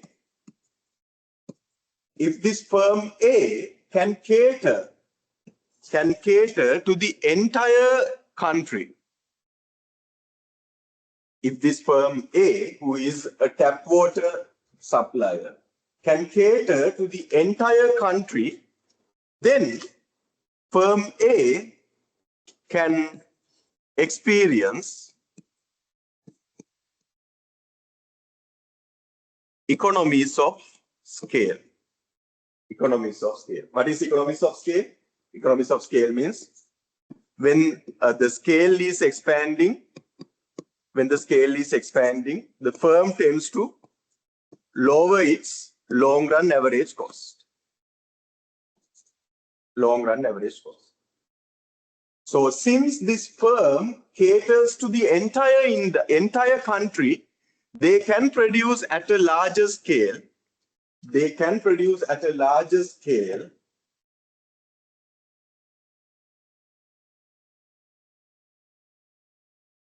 Since firm A caters to the entire country,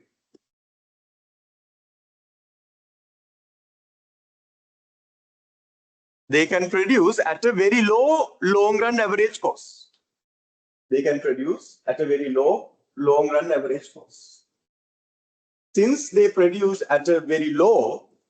long-run average cost, they can charge a lower price.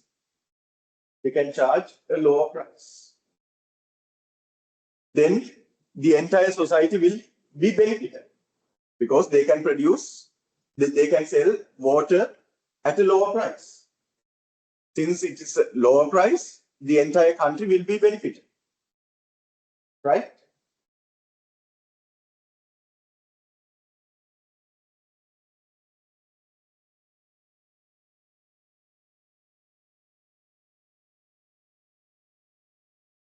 Entire country is benefited because of the lower price. Assume that another firm is also establishing the same service, the same business. Firm B also enters the tap water industry.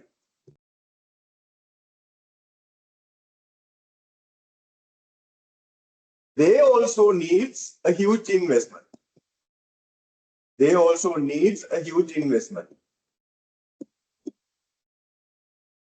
Since there is another firm now in the country, the two firms now have to divide the total market between them.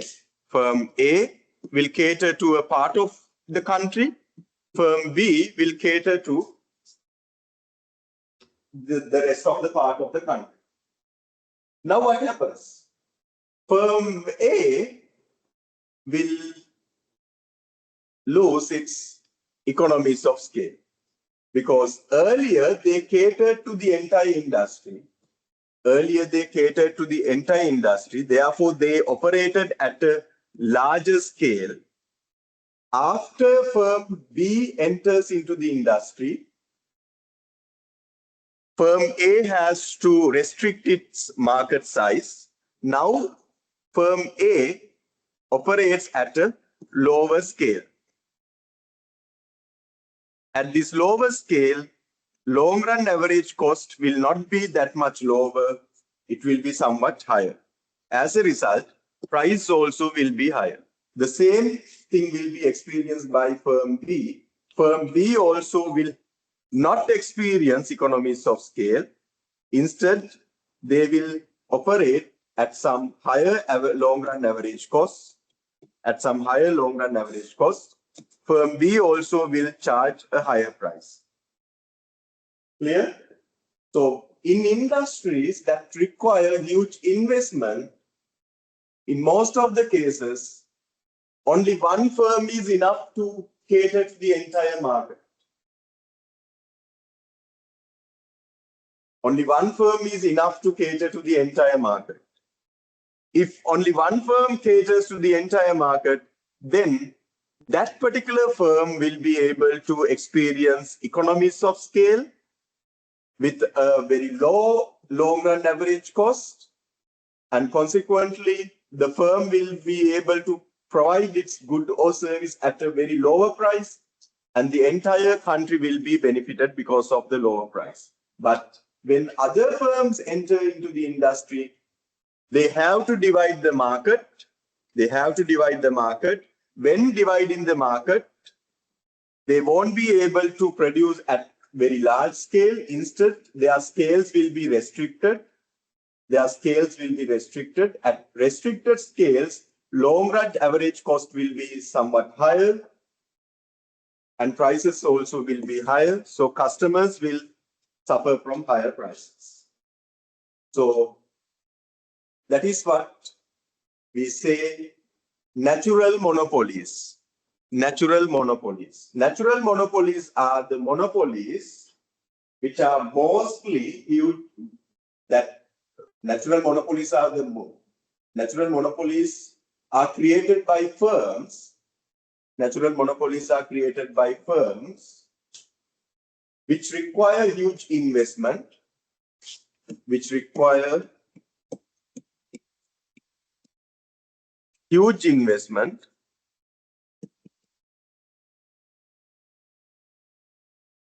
and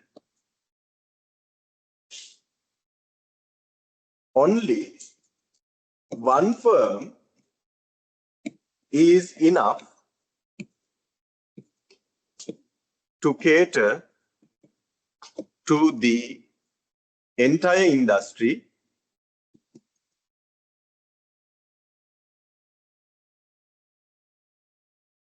while experiencing economies of scale.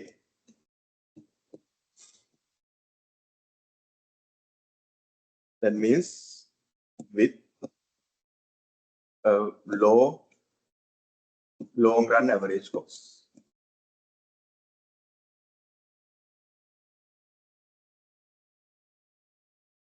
In some industries, economies of scale may operate over sufficiently large range of outputs as to leave only one firm supplying the entire market. The market creates a natural monopoly. So natural monopolies exist in industries that require huge investment, and only one firm is enough to cater to the entire industry, so that that particular firm will experience economies of scale with a very low long-run average cost.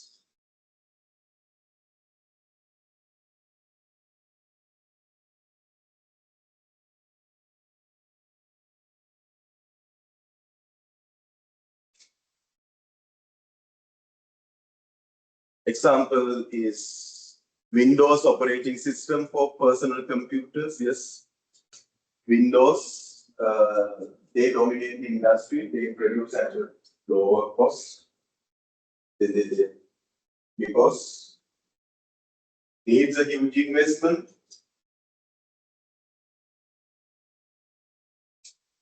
And in Sri Lanka, the water drainage and supply department or some water board possesses the natural monopoly.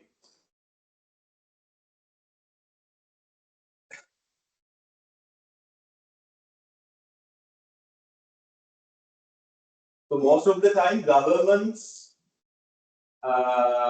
grants licenses or franchise only to such firms.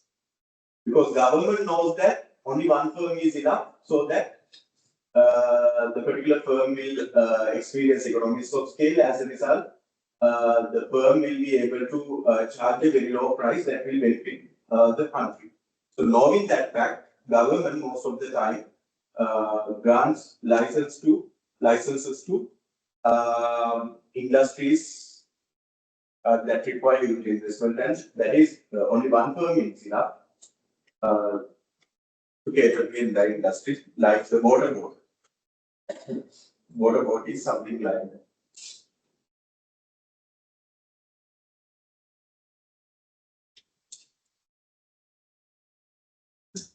Okay, natural monopoly is another form of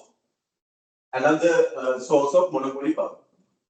Natural monopoly is another source of monopoly power. Here, there is another source of monopoly power. Limit pricing. Limit pricing. About limit pricing. Here, what happens is the existing monopoly charges an artificially lower price.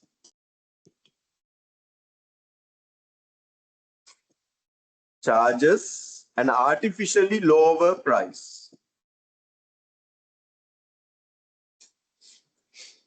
The existing monopoly charges an artificially lower price so that new firms will not enter into the industry because they can't compete with this artificially lower price. Artificially lower price compete because they will the consumers will refuse those newcomers. So limit pricing is about charging artificial lower price by the existing firm in order to avoid competition coming from potential new firms, potential new entrants.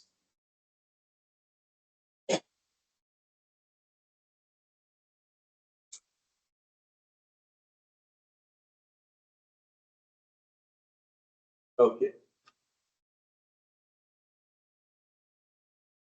That's about sources of monopoly power. We discuss 5 points, 5 sources. Ownership of strategic raw materials or exclusive knowledge of production techniques, patent rights, government licensing or franchise, natural monopolies, and limit pricing strategies. The next point is about the demand curve of the monopolies. Demand curve of the monopolist. As I told you earlier, the demand curve of the monopolist is the demand curve of the entire industry because there is only one firm. For simplicity, we will use a linear demand curve. For simplicity,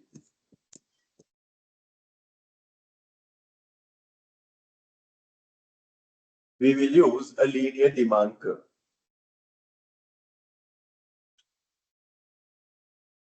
The demand curve is obviously a downward sloping one. The demand curve is a downward sloping one. This is it. This is the demand curve. Market demand is equal to firm's demand. Market demand is equal to the firm's demand.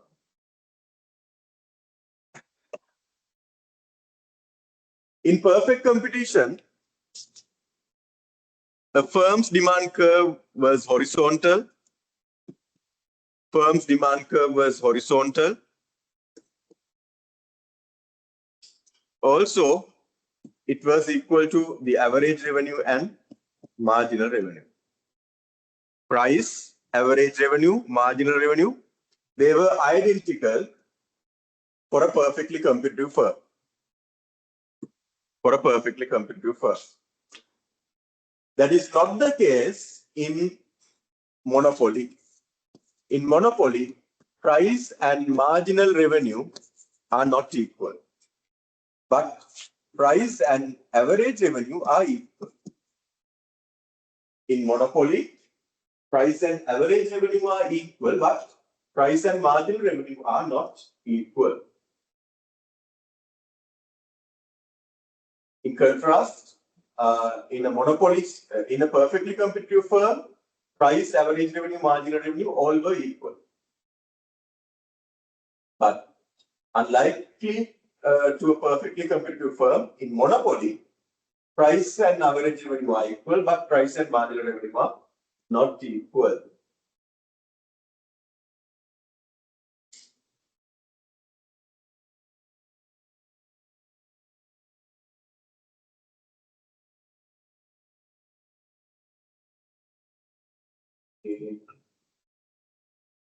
This is the demand curve. The demand curve equation, demand equation can be written as this. Price is equal to V0 minus V1Q. This is the vertical intercept. Vertical intercept. V0 is the vertical intercept. Minus B1 is the slope. Minus B1 is the slope.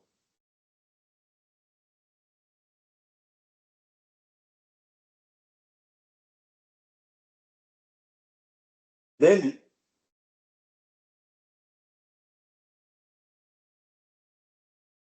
actually this is the inverse demand curve. Inverse demand curve.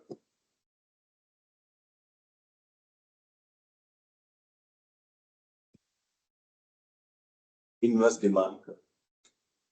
In inverse demand curve, the subject is price. The subject is price. Based on the inverse demand curve, we can derive the total revenue curve. Total revenue curve. Total revenue is what? Price into Q. Price into quantity. This price can be taken from the inverse demand curve. So total revenue now is P. Instead of P, we can write B0 minus B1Q. Instead of P, we rewrite B0 minus B1 into Q multiplied by Q. This is P. Then we have to multiply the terms within brackets by Q. Then it becomes total revenue equals beta 0 into Q minus B1, B0 into Q minus B1 Q squared. Q squared.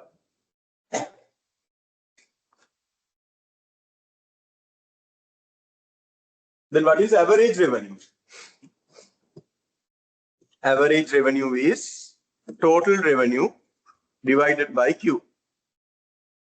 Total revenue is B0 Q minus B1 Q squared. Divide the whole thing by Q. Then what we get is B0 minus B1 Q. Average revenue is B0 minus B1 Q. Do you see any identity between average revenue and price? Yes, average revenue and price are equal. That's why I told you before that price and average revenue are equal. This price is represented by the inverse demand curve.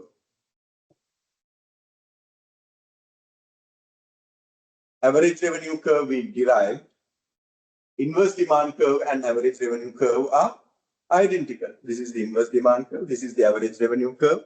They are identical. Therefore, price and average revenue are equal for a monopolist.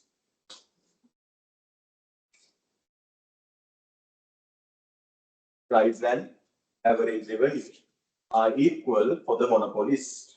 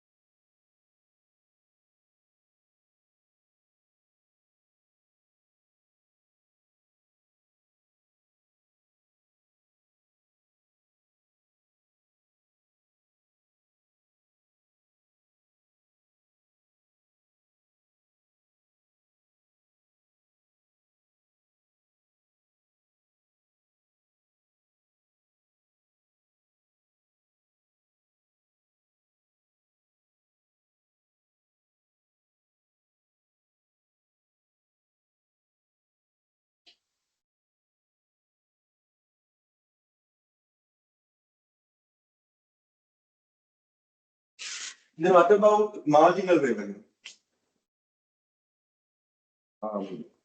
To understand marginal revenue, you should know the differentiation techniques. You don't know differentiation.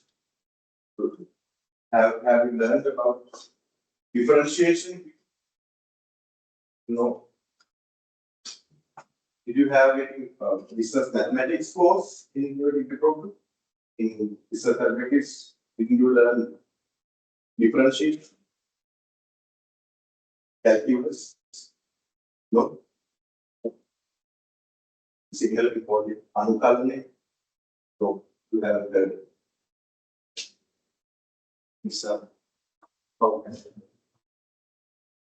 Okay. Just know that to derive marginal revenue,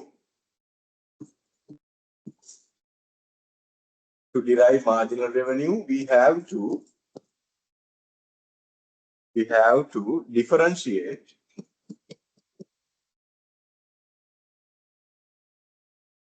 total revenue with respect to Q. We have to differentiate total revenue with respect to Q. It's not about division, okay? It's not about dividing something by something. Division, it's about differentiation.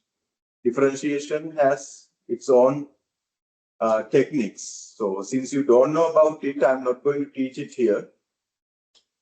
So I will show only the result. After differentiating total revenue with respect to Q, we get this result. We get this. MR equals B0 minus 2B1 Q. This is the result. So what was our inverse demand curve? P equals B0 minus B1Q. So what do you observe between the marginal revenue curve and inverse demand curve? Intercepts, they are the same. In both marginal revenue and inverse demand curve, vertical intercepts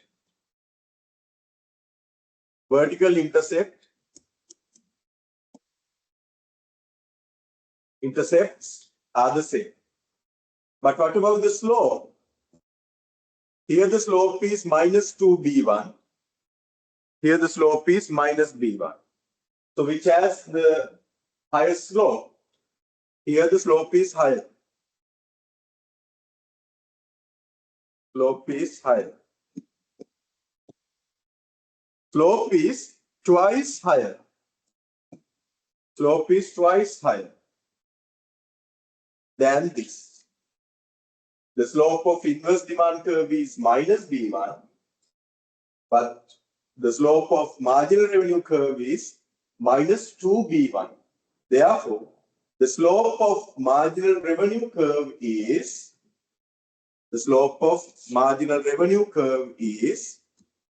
twice steeper than, twice higher or twice steeper than the slope of inverse demand curve. Slope of marginal revenue curve is twice higher or twice steeper than the slope of inverse demand curve. But the vertical intercepts are the same.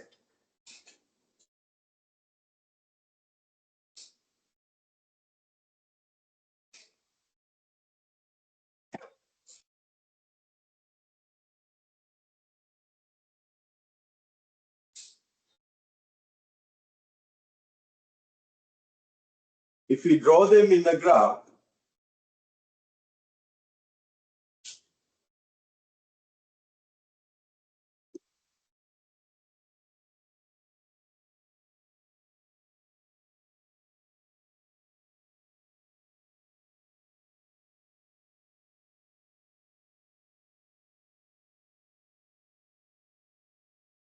This is the demand curve. This is B0. The slope is minus B1. Demand curve is, inverse demand curve is P equals B0 minus B1 Q. Inverse demand curve. Marginal revenue curve is B0 minus 2B1 Q. Vertical intercept is the same.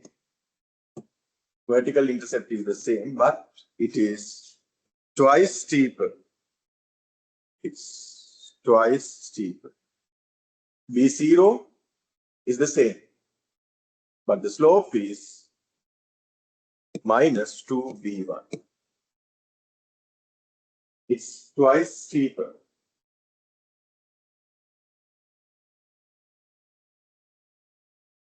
So if you have already derived the demand curve for the monopolist, if you have already plotted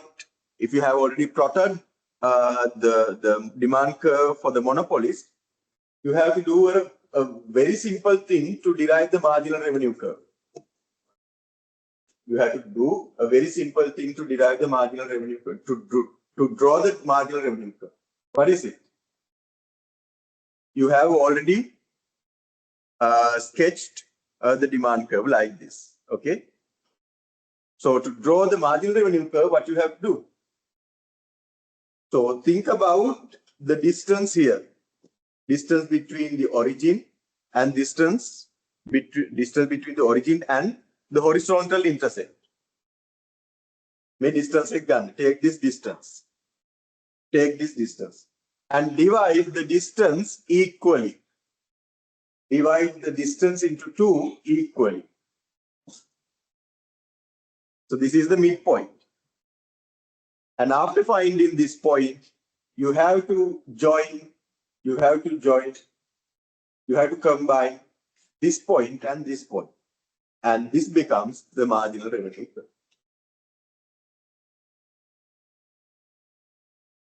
Take the distance here, from here to here, and divide the distance equally. Divide the distance into 2 equally. And mark the midpoint.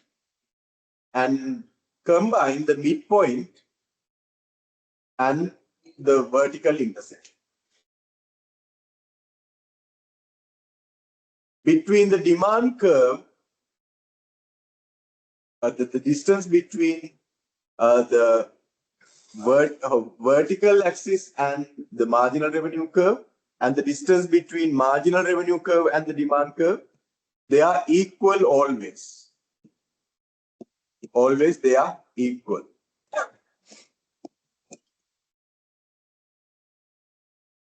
At any price, the distance between the vertical axis and the marginal revenue and the distance between the marginal revenue and the demand curve, they are equal.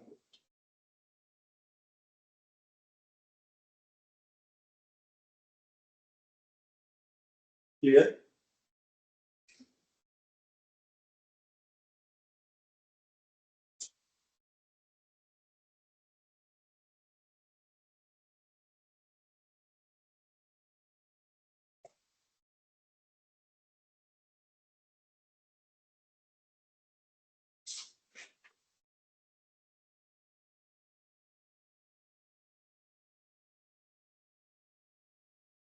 So this is about the demand and average revenue both type. This is about demand, average revenue, and marginal revenue of a monopolist.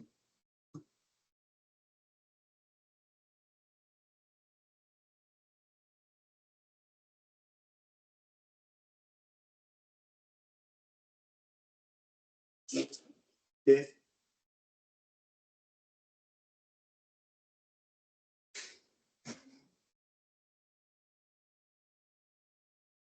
Marginal revenue curve is always below the demand curve. Marginal revenue is always below the demand curve, except this point. Except the vertical intercept, marginal revenue is always below the price.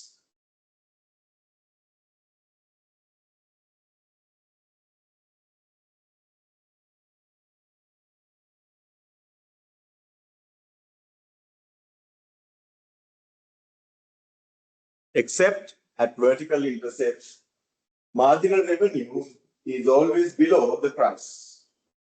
Prices are shown by the demand curve. Prices are shown by the demand curve. See, marginal revenue curve always lies below the demand curve.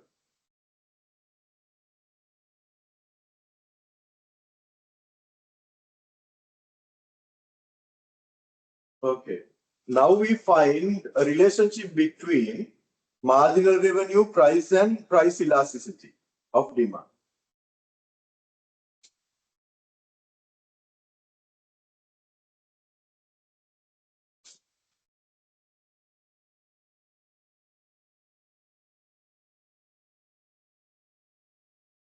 Again, here we have to deal with differentiation. Since you don't know about differentiation, I'm not going to explain the process inside.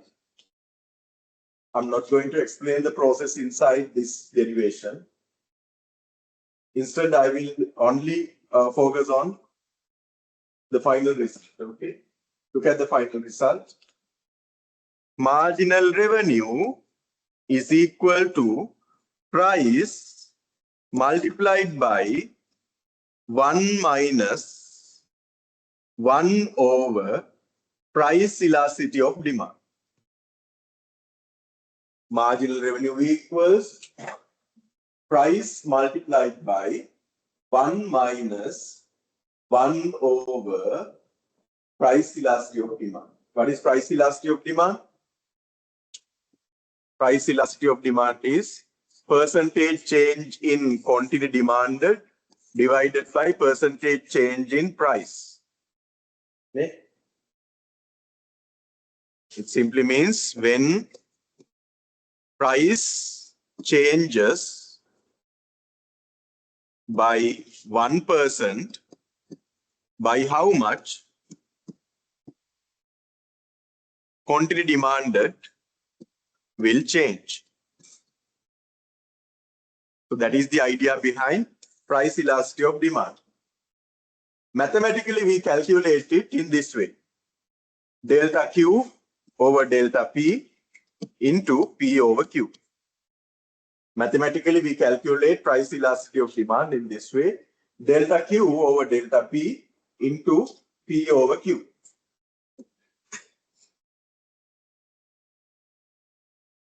So delta Q over delta P into P over Q is here.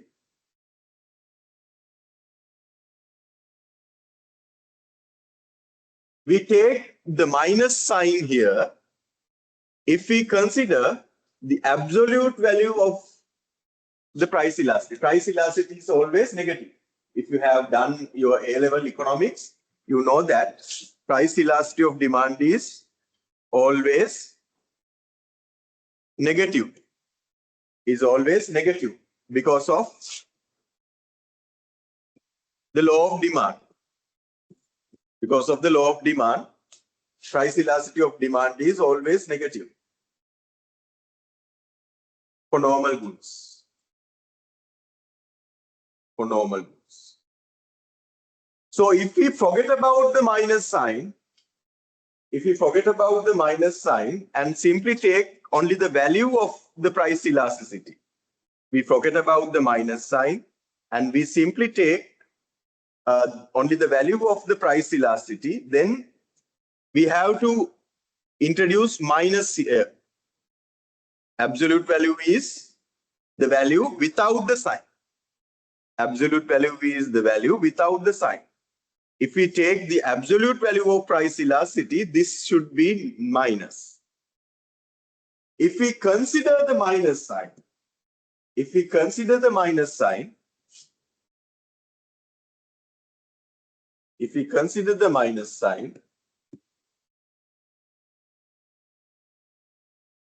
and introduce the price elasticity with the minus sign,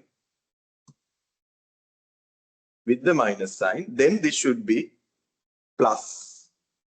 This should be plus. So you have to be careful in that respect as well. This should be positive if you consider the minus sign. This should be negative if you don't consider the minus sign. Clear?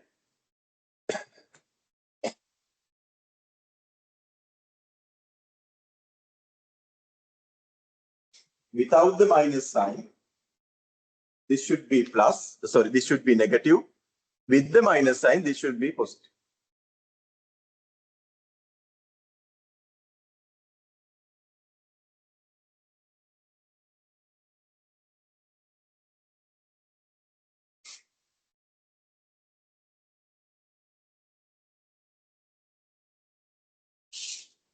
So let's assume a situation.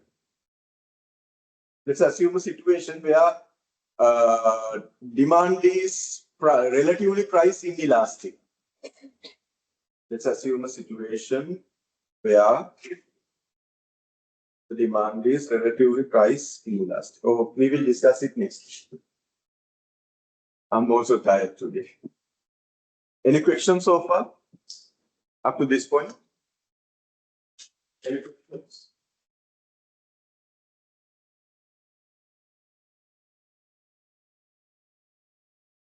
On 24th of Friday, we agreed to have this online this from 9 to 10 or 10. 9 to 10.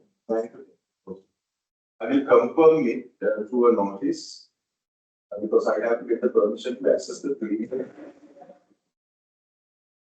I have to get the permission from the senior administration to access the speech. I will talk with them and I will let you know the notice of the LPS. Will be an open book quiz. I'm not going to monitor what you are doing during the quiz. You can refer to the internet, you can refer to your notice, but don't share your answers with others because the answers will be shuffled.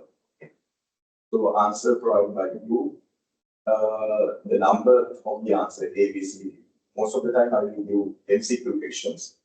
The number of your answer will be different from the number of someone else's answer. Okay. So answers will be shuffled. And also questions also will be shuffled because I will create similar questions in one group. So the question in that group, question from that group received by one person will be different from the question received by someone else. Similar questions will be grouped and different questions will be received by different people.